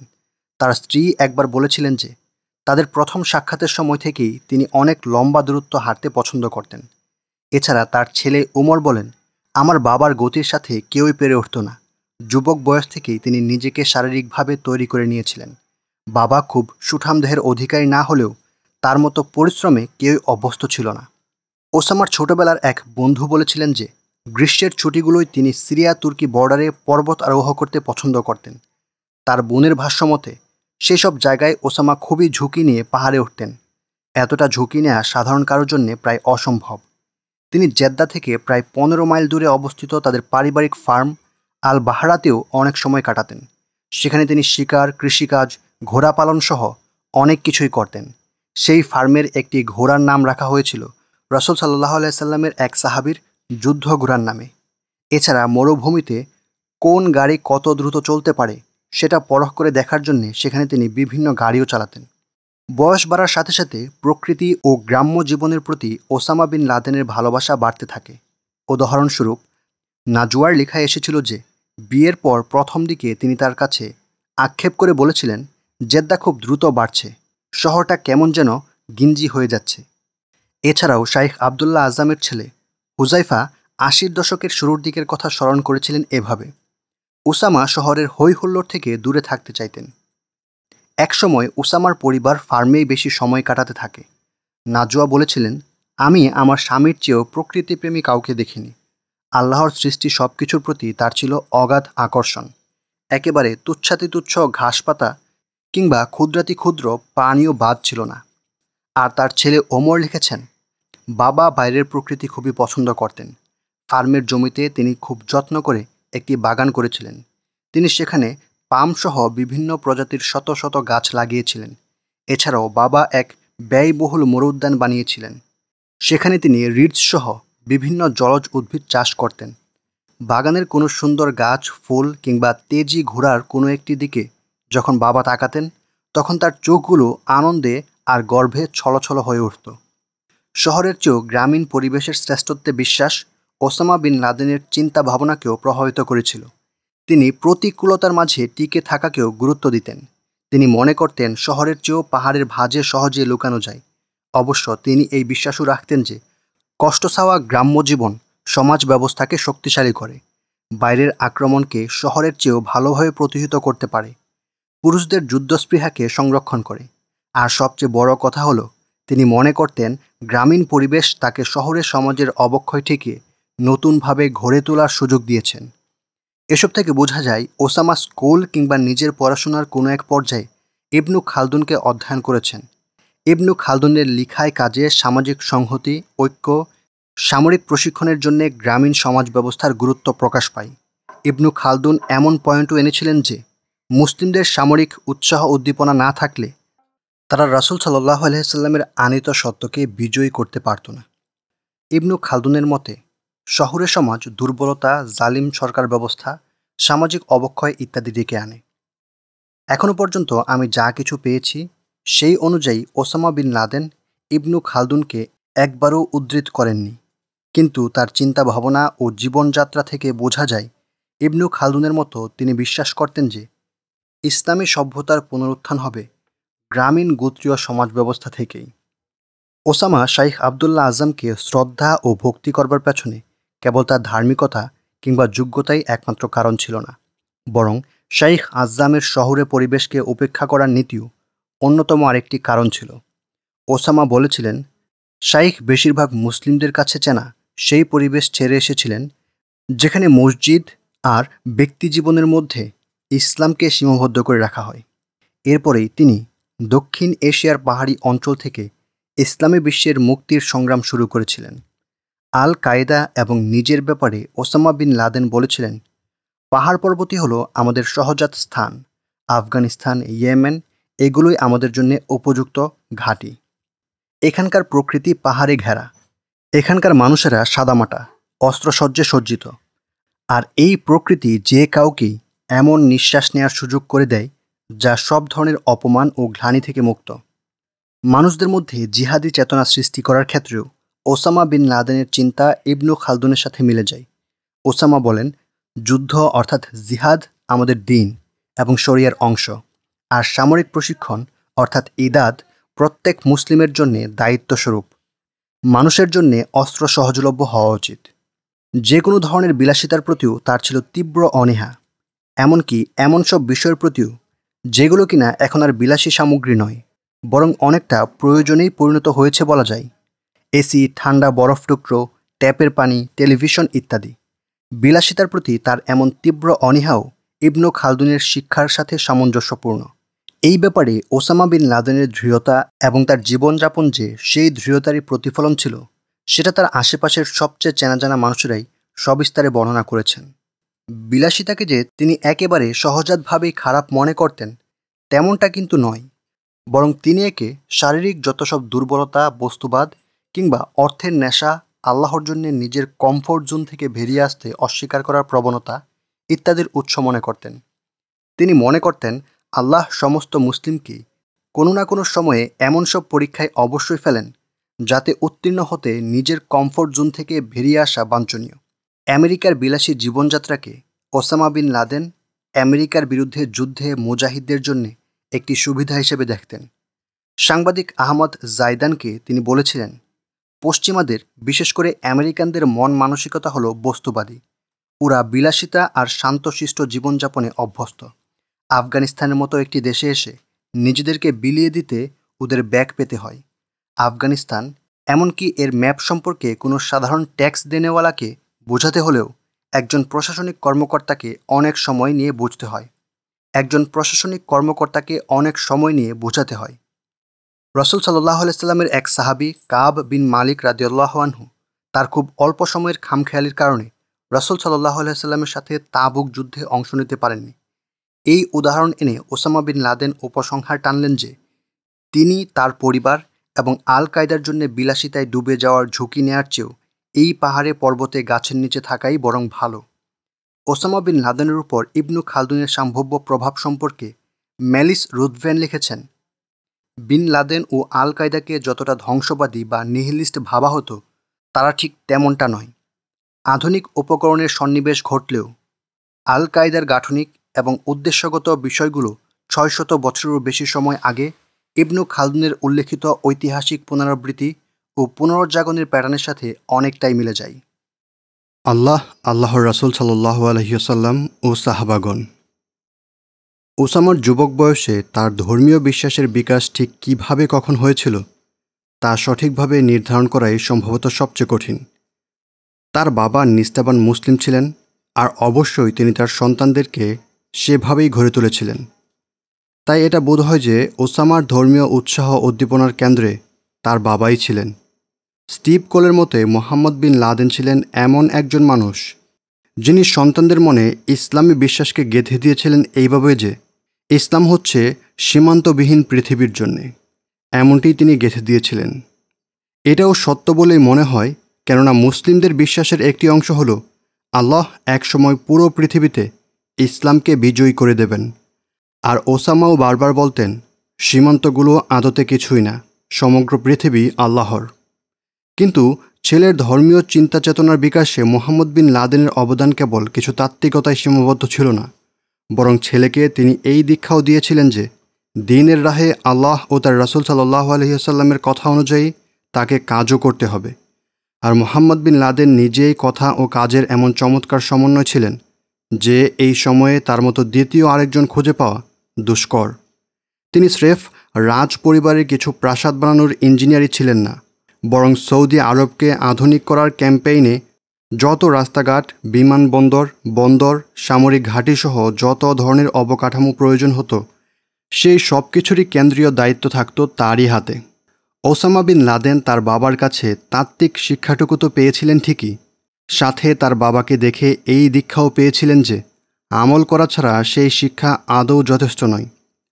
ওসামা ইসলামী শিক্ষা পেয়েছিলেন আরবের অন্য 10টা ছেলের মতোই, ঘরে, স্কুলে আর মসজিদে। তার বাবা মা তাকে সৌদিতে প্রচলিত প্রভাবশালী ওয়াহাবি ধারায় শিক্ষিত করেছিলেন। ওসামা মূলত হাদিসের কিংবা সুন্নাহ এর উপর বেশি অধ্যয়ন করেছিলেন, আর হাদিসকে ইসলামে কুরআনের পরেই স্থান দেয়া হয়। তার বক্তব্যগুলোই তিনি কুরআনের তুলনায় হাদিস একটু বেশি উদ্ধৃত করতেন। কোনোই সন্দেহ নেই যে তিনি রাসূল সাল্লাল্লাহু আলাইহি ওয়াসাল্লামকে ভালোবাসতেন, রাসূল সাল্লাল্লাহু আলাইহি ওয়াসাল্লামের দেখানো পথে চলতে ভালোবাসতেন। তার কথা, আচরণ, যুক্তিতর্ক সবসময় এই প্রশ্নে এসেই ঠেকত যে একই রকম পরিস্থিতিতে রাসূল সাল্লাল্লাহু আলাইহি ওয়াসাল্লাম কী করতেন। স্টিভ কোল এই ব্যাপারে ঠিকই বলেছেন, ওসামা রাসূল সাল্লাল্লাহু আলাইহি ওয়াসাল্লামকে পোশাক আশাকে পর্যন্ত অনুসরণ করতেন এবং একজন দিনদার মুসলিমের জন্যে সেটাকেই সর্বোত্তম আদর্শ মনে করতেন। ওসামার মতে রাসূল সাল্লাল্লাহু আলাইহি ওয়াসাল্লাম যেই ক্ষেত্রে যেভাবে চলেছেন, প্রত্যেক মুসলিমের সেভাবেই তাকে অনুসরণ করা উচিত। ওসামা বলতেন, হাদিস তো মুসলিমদেরকে শেখানো হয় ঠিক, কিন্তু মুসলিম যুবকদেরকে সাথে এই দীক্ষাও দেওয়া প্রয়োজন যে অর্জিত জ্ঞানকে কাজে পরিণত করতে হবে। অন্যথায় এমন ইলম তার বিরুদ্ধে সাক্ষী হবে। অর্জিত ইলম ফলপ্রদ হয় যখন তা রাসূল সাল্লাল্লাহু আলাইহি সাল্লামের দেখানো পন্থায় আমলে পরিণত করা হয়। তাহলেই আমরা আল্লাহর সন্তুষ্টি অর্জন করতে পারব। আর সহিহ বুখারীতে তো এসেছেই যে রাসূল সাল্লাল্লাহু আলাইহি সাল্লামকে যখন সর্বোত্তম আমল সম্পর্কে জিজ্ঞাসা করা হয়েছিল, তখন তিনি উত্তর দিয়েছিলেন, সেই ব্যক্তির আমল যে কিনা জান ও মাল সঁপে দিয়ে আল্লাহর রাস্তায় জিহাদ করে। ওবিএল লেকচার দ্য হাদিথ অফ খাব ইবনে মালিক। ওসামা বিন লাদেন স্কুল ও ঘরের বাইরে ইসলামী দল এবং আলিমদের সাথে মিশতে শুরু করেছিলেন 70-এর দশকের শুরুর দিকে। মুজাহিদ Osama bin Laden talks exclusively to Nidah al Islam about the new power keg in the Middle East. Nidah al Islam internet 15 January 1997। জার্নালে উল্লেখ আছে সাক্ষাৎকারটি নেওয়া হয়েছিল 1996 সালের অক্টোবর বা নভেম্বরে। একজন লেখকের দাবি অনুযায়ী সেই সময় তিনি অন্য যে কারো তুলনায় উলামাদের সাথে সময় কাটাতে বেশি পছন্দ করতেন। ওয়ানজি দ্য বিন লাদেন মিস্ট্রি। আর ওসামার মায়ের স্মৃতিচারণ এই ব্যাপারটি সত্যায়ন করে। 9/11-এর পর তার মা বলেছিলেন, ওসামা ওর কিশোর বয়স থেকেই রাজনীতির ব্যাপারে সচেতন হতে শুরু করেছিল। সাধারণভাবে বললে সে সমস্ত আরব আর মুসলিম বিশ্বের প্রতি ক্ষুব্ধ ছিল, বিশেষ করে ফিলিস্তিনের ইস্যুতে। সে মনে করত মুসলিম যুবকদের যখন ইসলামের খেদমতের জন্যে, মুসলিম উম্মার হারানো গৌরব ফিরিয়ে আনার জন্যে কাজ করে যাওয়া উচিত, তখন তারা ফালতু বিলাসিতায় জীবন কাটিয়ে দিচ্ছে। সে চেয়েছিল যাতে মুসলিমেরা একত্রিত হয় এবং ফিলিস্তিনকে মুক্ত করে। ওসামা সবসময় দারুণ ধর্মপ্রাণ ছিল, কিন্তু মধ্যমপন্থী। সে ফুটবল খেলত, পিকনিকে যেত, ঘোড়ায় চড়ে বেড়াত এবং সামাজিকতা বুঝিয়ে চলত। ওসামার কৈশোরে ওকে নিয়ে আমার কখনোই দুশ্চিন্তা করতে হয়নি। Al Batarafi, Osama is very sweet, very kind and very considered. Osama bin Laden পরবর্তীতে স্মৃতিচারণ করেছিলেন, জিহাদের দিকে আহ্বানের কথা প্রথম আমার মাথায় আসে যখন ইহুদিরা বাইতুল মাকদিসকে অসম্মানিত করছিল। তিনি এখানে 1979 সালের যুদ্ধে ইসরায়েল কর্তৃক জেরুজালেম দখলের দিকে নির্দেশ করেন। দেখুন Mir interview with Osama bin Laden in Jalalabad, 18 March 1997। ইসলামী বিশ্ব এবং বিশেষ করে ফিলিস্তিনের ব্যাপারে ওসামা বিন লাদেনের উদ্বেগের বিষয়টি খালিদ আল বাতারাফিও উল্লেখ করেছেন। খালিদকে বিন লাদেন বলেছিলেন, আমরা নতুন প্রজন্ম যদি নিজেদেরকে না বদলাই, আমরা যদি আরও বেশি শক্তিশালী, দ্বীনি শিক্ষায় শিক্ষিত ও আত্মত্যাগী না হই, তাহলে ফিলিস্তিনকে মুক্ত করা অসম্ভব। Quoted in Bergen the Osama bin Laden I know, page 15। নাজও এই ব্যাপারে লিখেছেন যে তার স্বামীর এই ব্যাপারটা তাদের বিয়ের পরেও ছিল। আমার স্বামী যতই পরিণত ও শিক্ষিত হচ্ছিল, বহির্বিশ্ব নিয়ে তার উদ্বেগ ও চিন্তা ততই প্রবল হয়ে উঠছিল। Bin Laden and session, growing up bin Laden, page 254। এই ব্যাপারে ওসামা বিন লাদেনের একটি কথা উল্লেখযোগ্য। তিনি লিখেছেন, আমরা এখন জাতিসমূহের পতনের দ্বারপ্রান্তে দাঁড়িয়ে আছি, আর আমাদের শাসকেরা নাসারাদের অর্থাৎ খ্রিস্টানদের ভেলা হয়ে চলছে। দেখুন OBL, the will of the heroes of the raids on New York and Washington, Al Shabab media, 11 September 2007। আলিয়া এবং নাজওয়ার কাছ থেকে ওসামা বিন লাদেনের যুবক বয়সের চিন্তা ভাবনার 3টি পয়েন্ট পাওয়া যায়, যেগুলো সময় গড়াবার পরও তার সাথে রয়ে গিয়েছিল। প্রথমত, যুবক বয়স থেকেই ওসামা মুসলিম তরুণদেরকে এই ব্যাপারে উদ্বুদ্ধ করার চেষ্টা করতেন যে তারা পশ্চিমা শক্তির বিরুদ্ধে ইসলামকে প্রতিরক্ষা করে এবং মুসলিমদের থেকে ছিনিয়ে নেওয়া ভূমিগুলো উদ্ধার করে। আফগান জিহাদে শরিক হওয়ার আগে থেকেই তিনি এমন ছিলেন। তার মায়ের ভাষ্যমতে তিনি বিশ্বাস করতেন যুবকদের দায়িত্ব হল ইসলামের খেদমত করা এবং মুসলিম উম্মার হারানো গৌরব ফিরিয়ে আনা। ইসলামী সমাজের গোড়াপত্তনের সময়ও রাসূল সাল্লাল্লাহু আলাইহি সাল্লামের অন্যতম দায়িত্ব ছিল জিহাদের জন্য মুসলিমদেরকে উদ্বুদ্ধ করা। রুডলফ পিটার্সের মতে জিহাদের জন্য অন্যতম গুরুত্বপূর্ণ একটি কাজ হল মুসলিমদেরকে কাফিরদের বিরুদ্ধে জিহাদে অংশ নেওয়ার জন্য সংঘবদ্ধ ও উদ্বুদ্ধ করা। আর ওসামা বিন লাদেন তার তরুণ বয়স থেকে জিহাদে উদ্বুদ্ধকারীদেরও প্রধান হওয়ার দিকে এগিয়ে চলেছিলেন। দ্বিতীয়ত, ওসামার মায়ের ভাষ্যে মুসলিম উম্মাহ শব্দদ্বয় এই ইঙ্গিত দেয় যে কৈশোরের সময় থেকেই তিনি বৃহৎ মুসলিম জাতির ব্যাপারে সজাগ এবং উদ্বিগ্ন ছিলেন এছাড়া ওসামা তার বাবার থেকেও এই ব্যাপারে অনুপ্রেরণা পেয়েছিলেন, যেমনটা স্টিভ কোল উল্লেখ করেছেন। তার বাবা কাঁটাতারহীন এক মুসলিম জাতিতে বিশ্বাসী ছিলেন। তৃতীয়ত, ওসামা বিন লাদেন সবসময় বলতেন যে ইসলামের প্রতিরক্ষা করতে হলে মুসলিমদেরকে অবশ্যই ঐক্যে আসতে হবে। তিনি তার সাথে বিশ্বাসঘাতকতা করা, তাকে কষ্ট দেয়া কিংবা তাকে পরিত্যাগ করা কারোর বিরুদ্ধে তথা প্রিন্স তুর্কি ফয়সালবাদে কখনোই কোনোরকম আক্রমণে যাননি। এই ব্যাপারটা কিছুক্ষণ পরেই আমি দেখাবো। মুদ্রা কথা হলো, ওসামা বিন লাদেন তার সাথে মতের অমিলের কারণে কাউকে তিরস্কার করতেন না, বরং সবসময় তিনি বলতেন যে মুসলিমদের যারা যেমন ধরনেই হোক না কেন, দিন শেষে তাদেরকে সাথে নিয়েই কাজ করতে হবে। মুসলিমদের নির্দিষ্ট মত পথের প্রতি গোঁড়ামির কারণে তিনি দুঃখ প্রকাশ করতেন। একই সাথে এই রোগের ঔষধ হিসেবে যেসব কথা স্বাভাবিকভাবে চলে আসে সেগুলো বলতেন, যেমন কিছু ব্যাপারে ইখতিলাফ থাকা স্বাভাবিক, এগুলো যেন মুসলিমদেরকে আরও বড় শত্রুর মোকাবেলায় বাধা না দেয় ইত্যাদি। উদাহরণস্বরূপ 2003 সালে আমেরিকার নেতৃত্বে ইরাকে হামলা শুরু হলে ওসামা বিন লাদেন ঘোষণা করেছিলেন যে ইসলামপন্থীদের জন্য আমেরিকা জোটের বিরুদ্ধে প্রয়োজনে ইরাকি কমিউনিস্টদের সাথে মিলে যুদ্ধ করতেও কোনো সমস্যা নেই। মুসলিম বিশ্বে আল কায়েদা এক অনন্য সংগঠন, কেননা এটি জাতীয়তা, ভাষা, ধর্মীয় ঘরানা সব কিছুর দিক থেকেই বৈচিত্র্যময়। খালিদ আল বাতারফি তার বন্ধুর সহনশীলতার এই ব্যাপারটি খুব সুন্দরভাবে বুঝিয়েছিলেন, আর এটা বিশেষ করে তাদেরকে স্মরণ করিয়ে দেওয়ার জন্যে যারা ওসামা বিন লাদেনের বিরুদ্ধে তাকফিরি হওয়ার অপবাদ দেয়।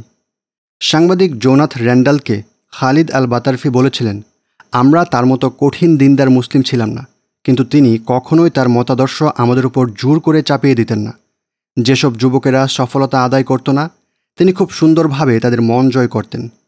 বেশিরভাগ সময় তিনি নিজেই উদাহরণ হয়ে দেখাতেন যে কিভাবে একজন ভালো মুসলিম হয়ে ওঠা যায়। আমাদেরকে মসজিদে যাবার তাগিদ দিতেন, বিশেষ করে ফজরের সময়। তিনি আশা করতেন আমরা তার দেখাদেখি ভালো মুসলিম হতে চেষ্টা করব, যা করলে সর্বোত্তম, আর না পারলেও আপনি তার কাছে ভালো বন্ধু হিসেবেই থাকতেন। তার ছিল অত্যন্ত শক্তিশালী, নীরব, আত্মবিশ্বাসী এবং প্রভাব বিস্তারকারী এক ক্যারিশমা।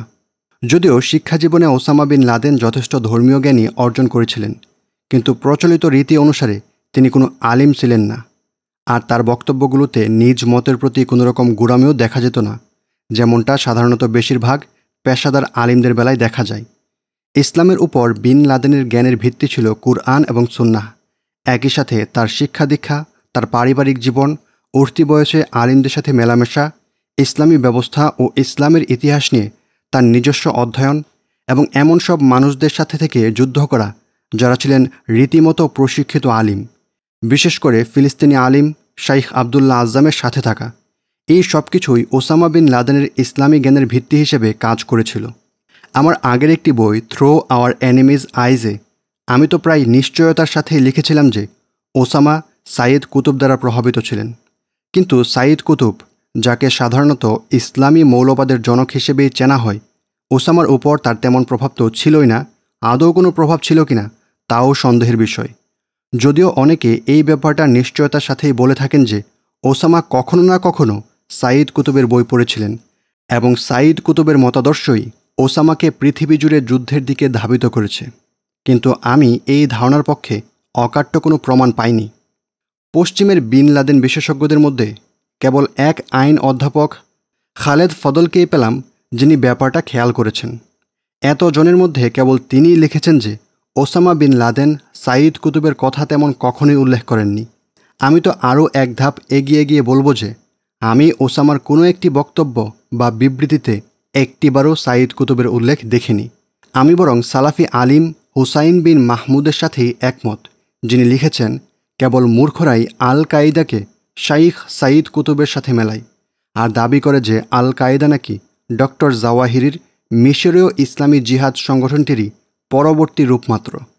শাইখ হুসাইন এই ব্যাপারে স্পষ্ট করেছিলেন এগুলো সব মনগড়া ভুল ধারণা। সব বাদ দিলেও যে সমস্ত চিন্তা ভাবনাকে সাইয়েদ কুতুবের দিকে ঘোরানো হয় সেগুলো আদতে ইসলামে বহুকাল ধরেই চলে এসেছে। সাইয়েদ কুতুবকে প্রায়ই মুসলিম সমাজকে খাঁটি ইসলামের দিকে উদ্বুদ্ধ করার একজন অগ্রদূত হিসেবে দেখানো হয়, আর তিনিই নাকি প্রথম শরিয়াহ আইন দিয়ে শাসন না করা মুসলিম শাসকদের বিরুদ্ধে সহিংস অবস্থান নেয়ার কথা বলেছিলেন। কিন্তু এগুলোর কোনোটিই সাইয়্যিদ কুতুবের উদ্ভাবিত কিছু নয়। উদাহরণস্বরূপ রাসূল মুহাম্মদ সাল্লাল্লাহু আলাইহি সাল্লাম এবং তার সাহাবাদের কথাই ধরা যাক। তারা প্রত্যেকেই নিজেদেরকে এমন অবস্থানেই দেখেছেন যে আল্লাহর ওহীতে বলীয়ান হয়ে তারা পুরো আরব উপদ্বীপের মানুষকে আল্লাহর ডাকে সাড়া দেওয়ার দিকে ডাকছেন এবং সবাইকে আল্লাহর আদেশ নিষেধ অনুযায়ী জীবন পরিচালিত করতে উদ্বুদ্ধ করছেন। রাসূল সাল্লাল্লাহু আলাইহি ওয়াসাল্লামই যে এই আহ্বানের অগ্রদূত, সেই ব্যাপারে ওসামা বিন লাদেন নিজেই লিখেছেন, আমাদের রাসূল মুহাম্মদ সাল্লাল্লাহু আলাইহি ওয়াসাল্লাম মক্কায় ১৩ বছর যাবৎ দাওয়াহ দিয়েছেন, আর সেটার ফল ছিল অল্প কয়েকজন মুহাজিরিন। কিন্তু এই দলটি যখন মদিনায় ছোট্ট একটি রাষ্ট্র প্রতিষ্ঠা করে জিহাদ করল, ক্রমান্বয়ে তা অফুরন্ত কল্যাণ বয়ে নিয়ে এলো। যে সমস্ত শাসকেরা ইসলামী আইনে শাসন করে না, তাদের বিরুদ্ধে অস্ত্র ধরা যে মুসলিমদের দায়িত্ব, এই মূলনীতি প্রথম স্পষ্ট করেছিলেন ১৪ শতকের সিরীয় আলিম ইবনু তাইমিয়াহ। প্রায় তাকে সম্বোধন করা হয় শাইখুল ইসলাম নামে, যা কেবল ইসলামের সবচেয়ে গুরুত্বপূর্ণ আলিমদের ক্ষেত্রেই ব্যবহৃত হয়।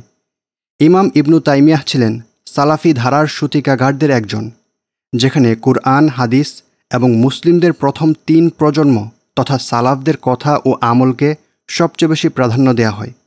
তো ইবনু তাইমিয়া তার সময়ে সদ্য ইসলাম গ্রহণ করা মঙ্গলদেরকে দেখলেন যে তারা শরিয়াহ আইনের সাথে নিজস্ব আইনকানুন জুড়ে দিয়েছে।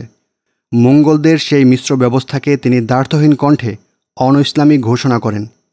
রুডলফ পিটার্স লিখেছেন যে ইবনু তাইমিয়ার দৃষ্টিতে এটিই তাদেরকে কাফির সাব্যস্ত করতে যথেষ্ট, যতই তারা মুখে ঈমান সাক্ষ্য দিক না কেন। ইবনু তাইমিয়াহ প্রমাণ করে দেখিয়েছিলেন যে ইসলামের সাথে পৌত্তলিক বিধিনিষেধের সংমিশ্রণ করার কারণে মঙ্গলরা কাফির হয়ে গিয়েছে এবং ফলস্বরূপ জিহাদের বৈধ টার্গেটে পরিণত হয়েছে।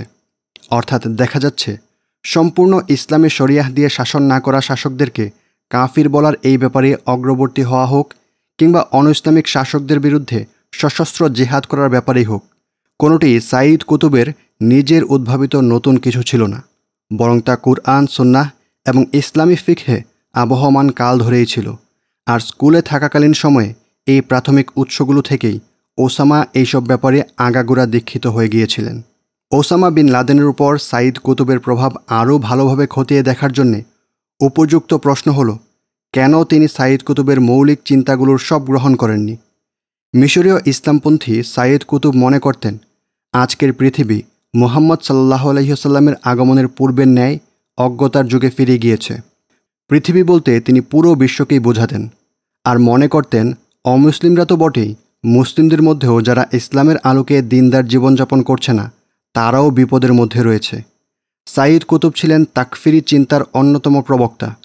তাকফিরি চিন্তা হলো এমন বিশ্বাস যেখানে একজন মুসলিম আরেকজন মুসলিমের ব্যাপারে ভালো নাকি খারাপ সেই সিদ্ধান্ত দেওয়ার দায়িত্ব নিজের কাঁধে নিয়ে নেয়, আর যদি কেউ ভালো মুসলিম না হয় তবে তাকে হত্যাও করতে পারে। নোট: তাকফির দিন ইসলামের একটি বহুল পরিচিত প্রায়োগিক বিধান। তাওহীদ, শিরক, ঈমান, কুফর এমন গুরুত্বপূর্ণ বিষয়ের সাথে তাকফিরের বিধান ওতপ্রোতভাবে জড়িত। এখানে লেখক তাকফিরের যে সংজ্ঞা দিয়েছেন তা কাফিরদের বোঝার জন্য সহজ হলেও বিশুদ্ধ নয়। তাকফিরের ব্যাপারে বিস্তারিত জানার জন্যে হকপন্থী আলিমদের স্বতন্ত্র কিতাবাদি অধ্যয়ন আবশ্যক। লেখক এই প্যারায় এসে বলেছেন যে সাইয়্যিদ কুতুব নাকি তাকফিরি চিন্তাধারার অন্যতম প্রবক্তা, অথচ এর আগের প্যারাতেই তিনি বলেছেন যে সাইয়্যিদ কুতুব এই ব্যাপারগুলোর উদ্ভাবক ছিলেন না, বরং এই ব্যাপারগুলো কুরআন, সুন্নাহ এবং ইসলামী ফিকহে আবহমান কাল ধরেই ছিল। এমনকি ইমাম ইবনু তাইমিয়াও যে তাতারদের মিশ্র শরিয়ার কারণে তাকফির করেছিলেন, সেই আলোচনাও লেখক করেছেন। ইমাম ইবনু তাইমিয়াহ তাতারদের ক্ষেত্রে যে কারণে তাকফিরের বিধান প্রয়োগ করেছিলেন, সেই একই কারণে একই বিধান সাইয়্যিদ কুতুব সমসাময়িক মুসলিম দাবিদার শাসকদের ক্ষেত্রে দেখিয়ে দিয়েছিলেন মাত্র। তাহলে তিনি তাকফিরি চিন্তাধারার প্রবক্তা হলেন কিভাবে? এখানে এসে স্পষ্টতই লেখক স্ববিরোধী কথা লিখে ফেলেছেন। সত্য হলো সাইয়্যিদ কুতুবের ব্যাপারে পশ্চিমা বিশ্বের যে নেতিবাচক ধারণা বদ্ধমূল হয়ে রয়েছে, সেটাকে অক্ষুণ্ণ রেখে লেখক ওসামা বিন লাদেনকে সাইয়্যিদ কুতুব দ্বারা প্রভাবিত নন এমন কিছু প্রমাণ করতে চেয়েছেন। ফলস্বরূপ সাইয়্যিদ কুতুবের ব্যাপারে পশ্চিমের প্রচলিত ধারা থেকে লেখক নিজেও মুক্ত হতে পারেননি। ফিরে যাচ্ছি। অথচ ওসামা বিন লাদেন তাকফিরি চিন্তাধারাকে কখনোই গ্রহণ করেননি, যদিও তার পশ্চিমা এমনকি মুসলিম সমালোচকেরাও সবসময় তাকে এই ট্যাগ দিতে চেষ্টা করেন। এখনকার অর্থাৎ 2011 সালের আমেরিকান আফগান নীতিমালাও এই ধারণার উপরে ভিত্তি করে তৈরি। অথচ ওসামা বিন লাদেন নিজেও অত্যন্ত 3 বারের মতো তাকফিরিদের দ্বারা হত্যা প্রচেষ্টার শিকার হয়েছিলেন। নোট: এখানে লেখকের বক্তব্য সঠিক হলেও পূর্ণ বাস্তবতার প্রতিফলন নয়। তাকফিরিদের মধ্যে চরমপন্থী তাকফিরি যেমন রয়েছে, তেমনি আহলুস সুন্নাহ ওয়াল জামাতের মূলনীতির আলোকে সঠিক তাকফিরকারী মুজাহিদ দলও রয়েছে। ওসামা বিন লাদেন হত্যা প্রচেষ্টার শিকার হয়েছিলেন চরমপন্থী তাকফিরিদের দ্বারা। এখানে লেখকের বিচ্যুতি হলো তিনি মোটামুটি সব তাকফিরকেই একরকম বাতিল ধরে নিয়ে সমস্ত তাকফিরিদেরকে এক কাতারে ফেলে দিয়েছেন, আর এরপর যেন ওসামা বিন লাদেনকে এই কলঙ্ক থেকে মুক্ত করতে চেয়েছেন। অথচ ইসলামী শরিয়ার আলোকে সঠিক তাকফির আদৌ কোনো দোষ কিংবা কলঙ্কের কিছু নয়। পরবর্তীতে আরও বিস্তারিত টিকা যোগ করা হয়েছে। ওসামা বিন লাদেনকে খুব ভালোভাবে অধ্যয়ন করলে এটা স্পষ্ট হয়ে যায় যে তিনি কখনোই সাইদ কুতুবের সর্বজনীন যুদ্ধের নীতি গ্রহণ করেননি। এমনকি তার ঘোর শত্রু সৌদি রাজ পরিবারের ব্যাপারেও তিনি মৃত্যু পরোয়ানা জারি করে দেননি, বরং তিনি তাদেরকে ক্ষমতা থেকে সরিয়ে দেওয়ার পরে ইসলামী আইনে বিচারের আওতায় আনার পক্ষপাতী ছিলেন। এমনকি সৌদি পরিবারকে তিনি এই বিষয়টিরও বিকল্প দিয়েছিলেন। 2004 সালের ডিসেম্বরে ওসামা বিন লাদেন বলেছিলেন, নিজেদের ভুলগুলো শুধরে নেওয়া তো মোটেও কঠিন কিছু না, যদি শাসকদের তা শুধরানোর জন্য প্রয়োজনীয় সব কিছু করার সদিচ্ছা আসলেও থেকে থাকে। তাছাড়া তাদেরকে তো নতুন কোনো সমাধান উদ্ভাবন করতে হচ্ছে না, বরং তারা আল্লাহর দিন ইসলামে পূর্ণরূপে ফিরে গেলেই তো হচ্ছে। আর আমাদের অর্থাৎ আল কায়দার ব্যাপারে নিশ্চয় আল্লাহ তাআলা জানেন যে আমরা কেবল অভ্যন্তরীণ বাহ্যিক সমস্ত নীতিকে আল্লাহ আর তার রাসূল সাল্লাল্লাহু আলাইহি সাল্লামের দেখানো পন্থায় সাজানো দেখতে চাই। সহজভাবে বললে বলা যায়, সবচেয়ে নিরাপদ এবং সুখী সমাপ্তি আসতে পারে কেবল আল্লাহ ও তার রাসূল সাল্লাল্লাহু আলাইহি সাল্লামের দেখানো সরল পথ চলার মাধ্যমেই। এছাড়াও সাইদ কুতুব বর্তমান বিশ্বের প্রেক্ষাপটে রক্ষণাত্মক তথা দিফাই জিহাদের প্রয়োজন নেই বলে মনে করতেন। তার মতে মুসলিমদের এখন উচিত হল পশ্চিমা শক্তি এবং মুসলিম বিশ্বের জালিম শাসকদের বিরুদ্ধে ততক্ষণ পর্যন্ত আক্রমণাত্মক বা ইকদামি যুদ্ধ চালিয়ে যাওয়া যতক্ষণ না পুরো পৃথিবী লা ইলাহা ইল্লাল্লাহ মুহাম্মাদুর রাসূলুল্লাহ এর পতাকা তলে চলে আসে। কিন্তু ওসামা বিন লাদেন এই আক্রমণাত্মক জিহাদের নীতি গ্রহণ করেননি। 1996 সালের আগস্টে প্রথম যুদ্ধ ঘোষণার পর থেকে সবসময় ওসামা এই ব্যাপারে কোনো রকম সংশয়ের অবকাশ রাখেননি।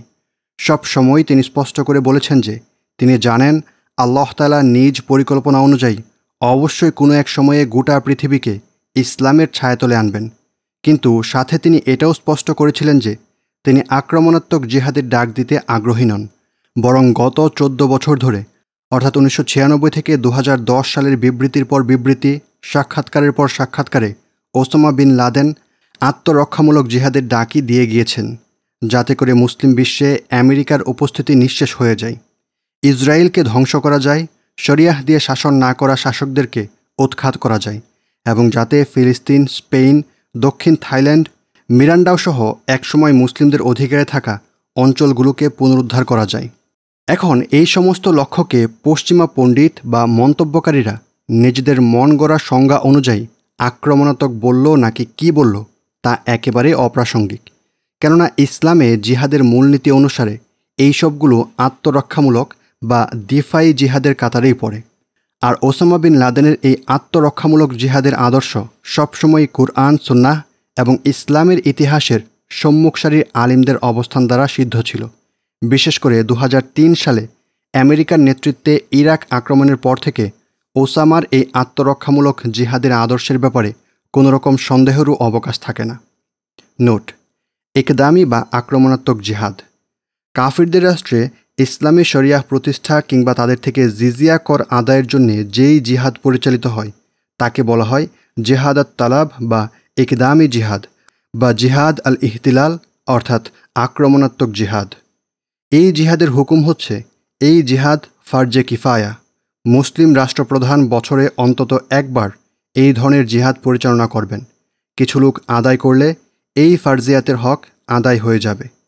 দিফাই বা আত্মরক্ষামূলক জিহাদ মুসলিমদের ভূমিতে কাফিরেরা আক্রমণ করলে সেই সকল কাফিরদেরকে প্রতিহত করা এবং মুসলিম বন্দী বা ভূমি পুনরুদ্ধারের জন্যে যেই জিহাদ পরিচালিত হয় তাকে বলা হয় জিহাদ আর দিফা বা দিফাই জিহাদ, অর্থাৎ আত্মরক্ষামূলক জিহাদ। এই জিহাদের হুকুম হচ্ছে, এই জিহাদ ফরজে আইন। যদি কিছু লোক এই ফারজিয়াত আদায় করতে পারে, অর্থাৎ মুসলিম ভূমি ও বন্দীদের পুনরুদ্ধার করতে সক্ষম হয়, তাহলে তা আর ফরজে আইন থাকে না। কিন্তু যতক্ষণ পর্যন্ত কোনো মুসলিম কাফিরদের হাতে বন্দী থাকবে কিংবা কাফিরদের করায়ত্ত মুসলিম ভূমিসমূহ পুনরায় ইসলামের অধীনে নিয়ে আসা না হবে, ততক্ষণ পর্যন্ত এই জিহাদের হুকুম ফরজে আইন অবস্থায়। দিফাই জিহাদের ক্ষেত্রে ইমাম ইবনু তাইমের ফতোয়া নিম্নরূপ: দিফাই জিহাদ হল ইজ্জত ও দ্বীন রক্ষার সবচেয়ে গুরুত্বপূর্ণ প্রকার। তা উম্মার ঐক্যমত্যে ফরজ। দ্বীন ও দুনিয়ার ব্যাপারে ফাসাদ সৃষ্টিকারী হানাদার বাহিনীকে প্রতিহত করার মতো গুরুত্বপূর্ণ ফরজ ঈমান আনার পর আর নেই। তাই এতে কোনো শর্ত নেই, বরং সকলের জন্যেই সাধ্য অনুযায়ী প্রতিহত করা আবশ্যকীয়। আল ফাতোয়াউল কুবরা আল ইখতিয়ারাতুল ইলমিয়াহ কিতাবুল জিহাদ, 4th খণ্ড, 607 পৃষ্ঠা। আর এই সম্পর্কে গোটা উম্মার পূর্ববর্তী হকপন্থী আলিমগণ একই রকম মতই দিয়েছেন। ওসামা বিন লাদেনের চিন্তা ভাবনার উপর সাইদ কুতুবের প্রভাব কম থাকার কারণ কি হতে পারে? এই প্রশ্নের অনেকগুলো উত্তর রয়েছে। প্রথমত, ওসামা ছিলেন সৌদি শিক্ষা ব্যবস্থা থেকে বের হওয়া বান্দা, আর সৌদি পরিবারের যাবতীয় অস্বীকৃতি সত্ত্বেও আসলে তিনি সেই সিস্টেমেরই প্রতিনিধিত্ব করেন। তিনি কুরআন, সুন্নাহ এবং ইসলামের পূর্বসূরীদের অর্থাৎ সালাফদের বেশ কয়েকজন গণ্যমান্য আলিমদেরকে কঠোরভাবে অধ্যয়ন করে বেড়ে উঠেছিলেন। এমনকি এখনও, অর্থাৎ 2010-11 সালে তিনি দৃঢ়ভাবে এটাই বিশ্বাস করেন যে আল্লাহর দ্বীনের সত্যিকার বাস্তবতা কেবল পূর্ব উৎসেরই পাওয়া সম্ভব। অপরদিকে সাইদ কুতুব ছিলেন সুন্নি আলিম আবুল হাসান আল আশআরির অনুসারী, যিনি কুরআন এবং সুন্নাহের ব্যাখ্যা বিশ্লেষণে সৌদিতে প্রচলিত আক্ষরিক অর্থগ্রহণে পক্ষপাতী ছিলেন না। সহজ ভাষায় হাম্বলি মাযহাব প্রভাবিত সৌদি আরবের সালাফি ধারা আর সাইদ কুতুবের অনুসৃত আলিম আবুল হাসান আল আশআরির ধারার মধ্যে উল্লেখযোগ্য তফাত রয়েছে, আর সেটা সাইদ কুতুবের দ্বারা ওসামার প্রভাবিত না হওয়ার একটি কারণ হতে পারে। নোট: সাইদ কুতুব শেষ জীবনে আবুল হাসান আল আশআরির অনুসারী ছিলেন কিনা তা নিয়ে মতপার্থক্য রয়েছে, আর সর্বশেষ তাকে আশআরি ধরে নেওয়া হলেও এই ব্যাপারেও ওসামা বিন লাদেনের কাছে বিশেষ কোনো ফ্যাক্টর ছিল না। উদাহরণস্বরূপ, তিনি তালিবানের সাথে কাঁধে কাঁধ মিলিয়ে সাথে যুদ্ধ করেছিলেন, মুল্লা ওমরকে বাইয়াত দিয়েছিলেন ও প্রশংসা করেছিলেন, শাইখ ইউনুস খালিসের প্রশংসা করেছিলেন ইত্যাদি।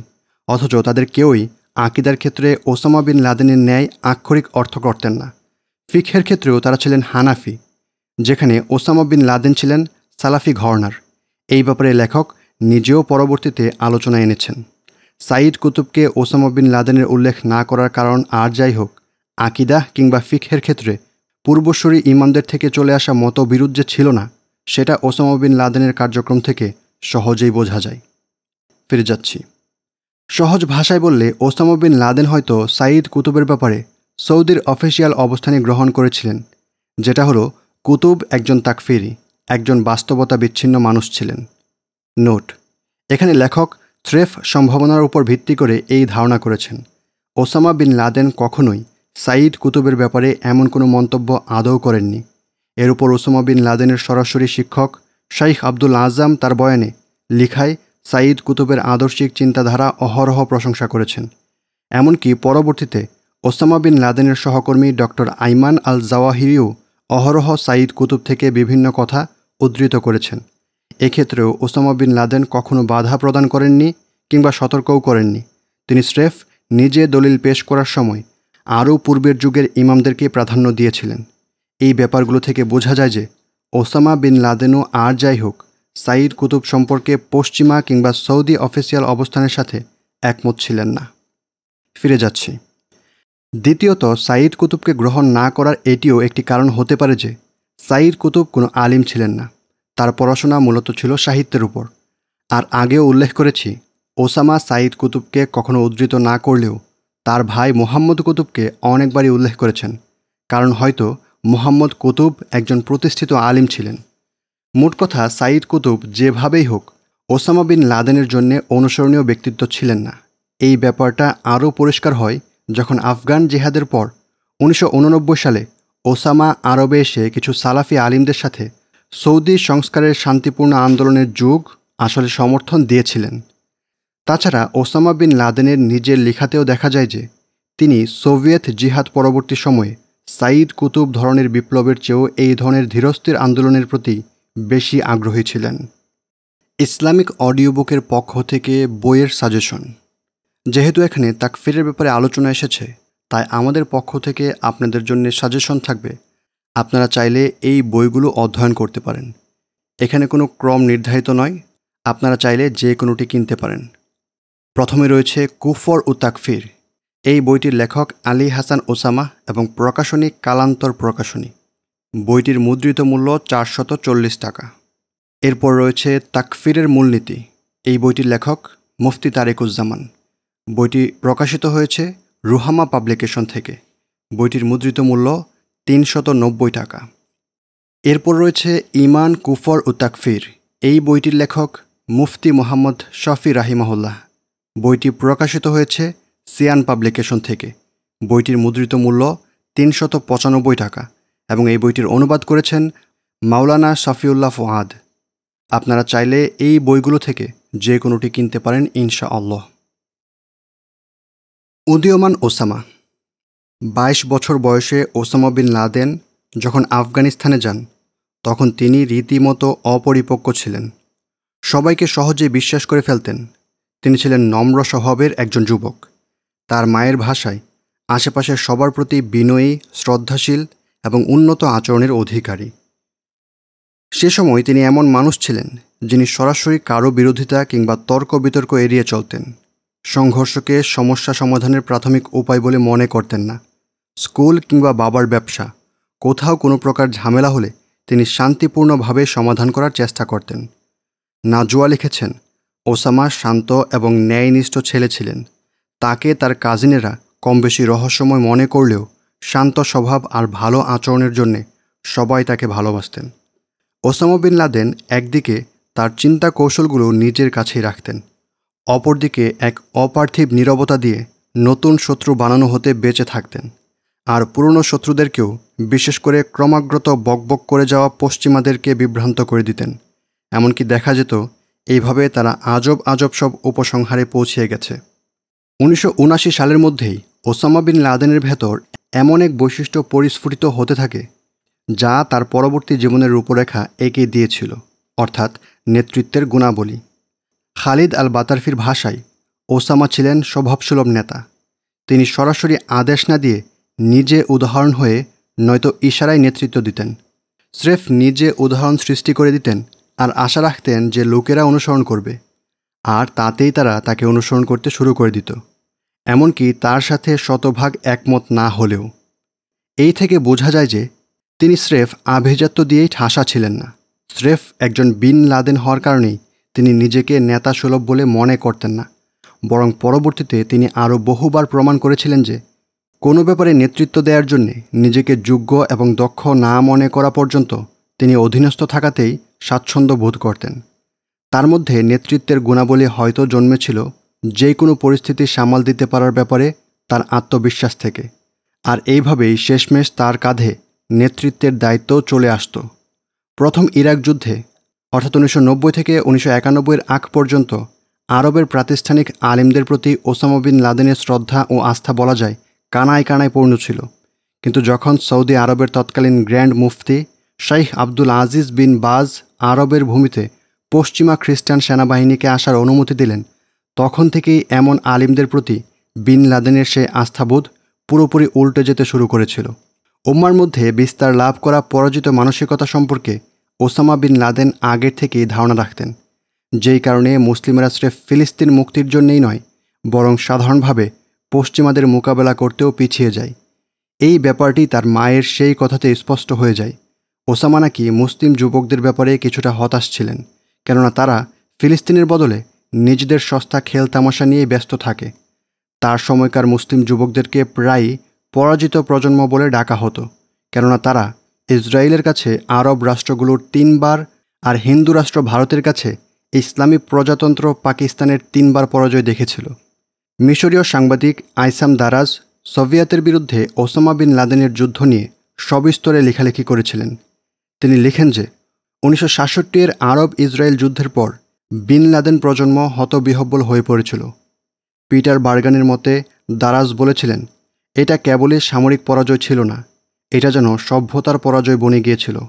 আমরা যে এতটা পিছিয়ে ছিলাম, এতটা অথর্ব হয়েছিলাম, তা আমরা বুঝতে পারিনি। ওসামা বিন লাদেন ও তার সমমনাদের মতে এই পরাজয়ের কারণ বেড়ে ওঠার সময় থেকেই আমাদের মাথায় আমেরিকার অস্ত্র ঠেকানো ছিল, আমাদের মা শিশুদের দিকে অস্ত্র তাক করা ছিল। দারাজ যে মনে করতেন মুসলিমদের পরাজয় পশ্চিমের কোট আনকোট উন্নতি এর সংজ্ঞা অনুযায়ী তাদের কোট আনকোট অথর্ব হওয়ার কারণে হয়েছিল, ওসামা এই ব্যাপারে দ্বিমত পোষণ করতেন। বরং ওসামা মনে করতেন এমনটা হয়েছে মুসলিমেরা আল্লাহর বিধান অনুযায়ী না চলার কারণে। তিনি মনে প্রাণে বিশ্বাস করতেন বিজয় নিহিত আছে কুরআন ও সুন্নাহে ফিরে যাবার মধ্যে এবং মুসলিমেরা আল্লাহর উপর যথাযথ ভরসা করার মধ্যে। এরপর সময় গড়াবার সাথে সাথে ওসামা বিন লাদেন আরও উপলব্ধি করেছিলেন যে ইসলামের হারানো গৌরব ফিরিয়ে আনার পথে বিশাল বাধা হয়ে দাঁড়িয়ে আছে মূলত মুসলিমেরা। বিদ্যমান অবস্থাকে নিয়তি বলে ধরে নেয়া এবং তাদের দীর্ঘকালের পরাজিত মানসিকতা, তাও সেটা এমন দানবীয় পর্যায়ের যেটা কিনা আফগানিস্তানের অর্থাৎ সোভিয়েতদের রেড আর্মির বিরুদ্ধে আনা বিজয়কেও গিলে ফেলেছিল। শেষমেশ বলা যায় ওসামা বিন লাদেনের শিক্ষা দীক্ষা ছিল ভারসাম্যপূর্ণ। সামনের সময়গুলোতে তার যা যা প্রয়োজন ছিল তিনি ঠিক সেই বিষয়গুলোই রপ্ত করে ফেলেছিলেন। আগেই উল্লেখ করা হয়েছে, ওসামার ব্যাপারে লেখালেখি করা অনেকেই বলতেন যে পশ্চিমা শিক্ষা না পাওয়ায় ওসামা বিশ্বের বৈচিত্র্য সম্পর্কে নাকি জানতেন না। এটা আংশিকভাবে সত্য ঠিক, কিন্তু যে শিক্ষা তিনি পেয়েছিলেন তা তাকে সরাসরি মুসলিম বিশ্বের বিভিন্ন প্রান্তের সাথে যোগাযোগ করিয়ে দিয়েছিল। তাদের মধ্যে সিরিয়া ও মিশরের নির্বাসিত ইখওয়ান কর্মীরা ছিল। সিরিয়া ও লেবাননে তার মায়ের আধা সেকুলার পরিবার আর প্রতিবেশীরাও ছিল। আফগানিস্তান, ইন্দোনেশিয়া এবং মিশরের আল আজহার সহ গোটা আরব বিশ্বের অসংখ্য আলিম ও গুরুত্বপূর্ণ ব্যক্তিবর্গ ছিলেন। এছাড়াও ছিল বাবার কোম্পানির খেটে খাওয়া শ্রেণীর মানুষ, যাদের সাথে ওসামা কাঁধে কাঁধ মিলিয়ে কাজ করেছিলেন। ওসামার বন্ধু খালিদ আল বাতারফি তার ব্যাপারে স্মৃতিচারণ করেছিলেন এভাবে, ওসামা সব মুসলিমদেরকে একভাবেই দেখতেন। তিনি স্রেফ ধনী ছেলেপেলেদের সাথেই চলতেন না, বরং তার বন্ধুদের অনেকেই ছিল মধ্যবিত্ত, এমনকি গরিব। এমনকি তিনি তো গরিব ঘরেই বিয়ে করেছিলেন। পরবর্তীতে ওসামা যে জীবন বেছে নিয়েছিলেন সেটার জন্য এর চেয়েও ভালো শিক্ষা দীক্ষা আর হয় না। আর 1979-এর শেষের দিকে এসে তিনি তো রীতিমতো এক চরম মাত্রার পোস্ট গ্র্যাজুয়েট সম্পূর্ণ করে ফেলেন আফগানিস্তানে সোভিয়েতদের বিরুদ্ধে জিহাদ। আলহামদুলিল্লাহ, এই পর্বটি এখানেই শেষ হচ্ছে। ইনশাআল্লাহ পরবর্তী পর্বে আমরা শিক্ষানবিশ অধ্যায় থেকে আলোচনা করব। যদি আপনারা আমাদের audio book channel Islamic audio বুকে সাবস্ক্রাইব করে না থাকেন, তাহলে আমরা আশা করব আপনারা চ্যানেলটি সাবস্ক্রাইব করবেন এবং ওসামা বিন লাদেনের জীবনী জানতে পরবর্তী সকল ভিডিওর নোটিফিকেশন পাওয়ার জন্য বেল বাটনটি চেপে রাখবেন। ধন্যবাদ। জাযাকাল্লাহু খাইরান। আপনাদের কমেন্ট, লাইক এবং শেয়ার আমাদেরকে উৎসাহিত করে নতুন অডিও বুক প্রচারের জন্য। ইনশাআল্লাহ।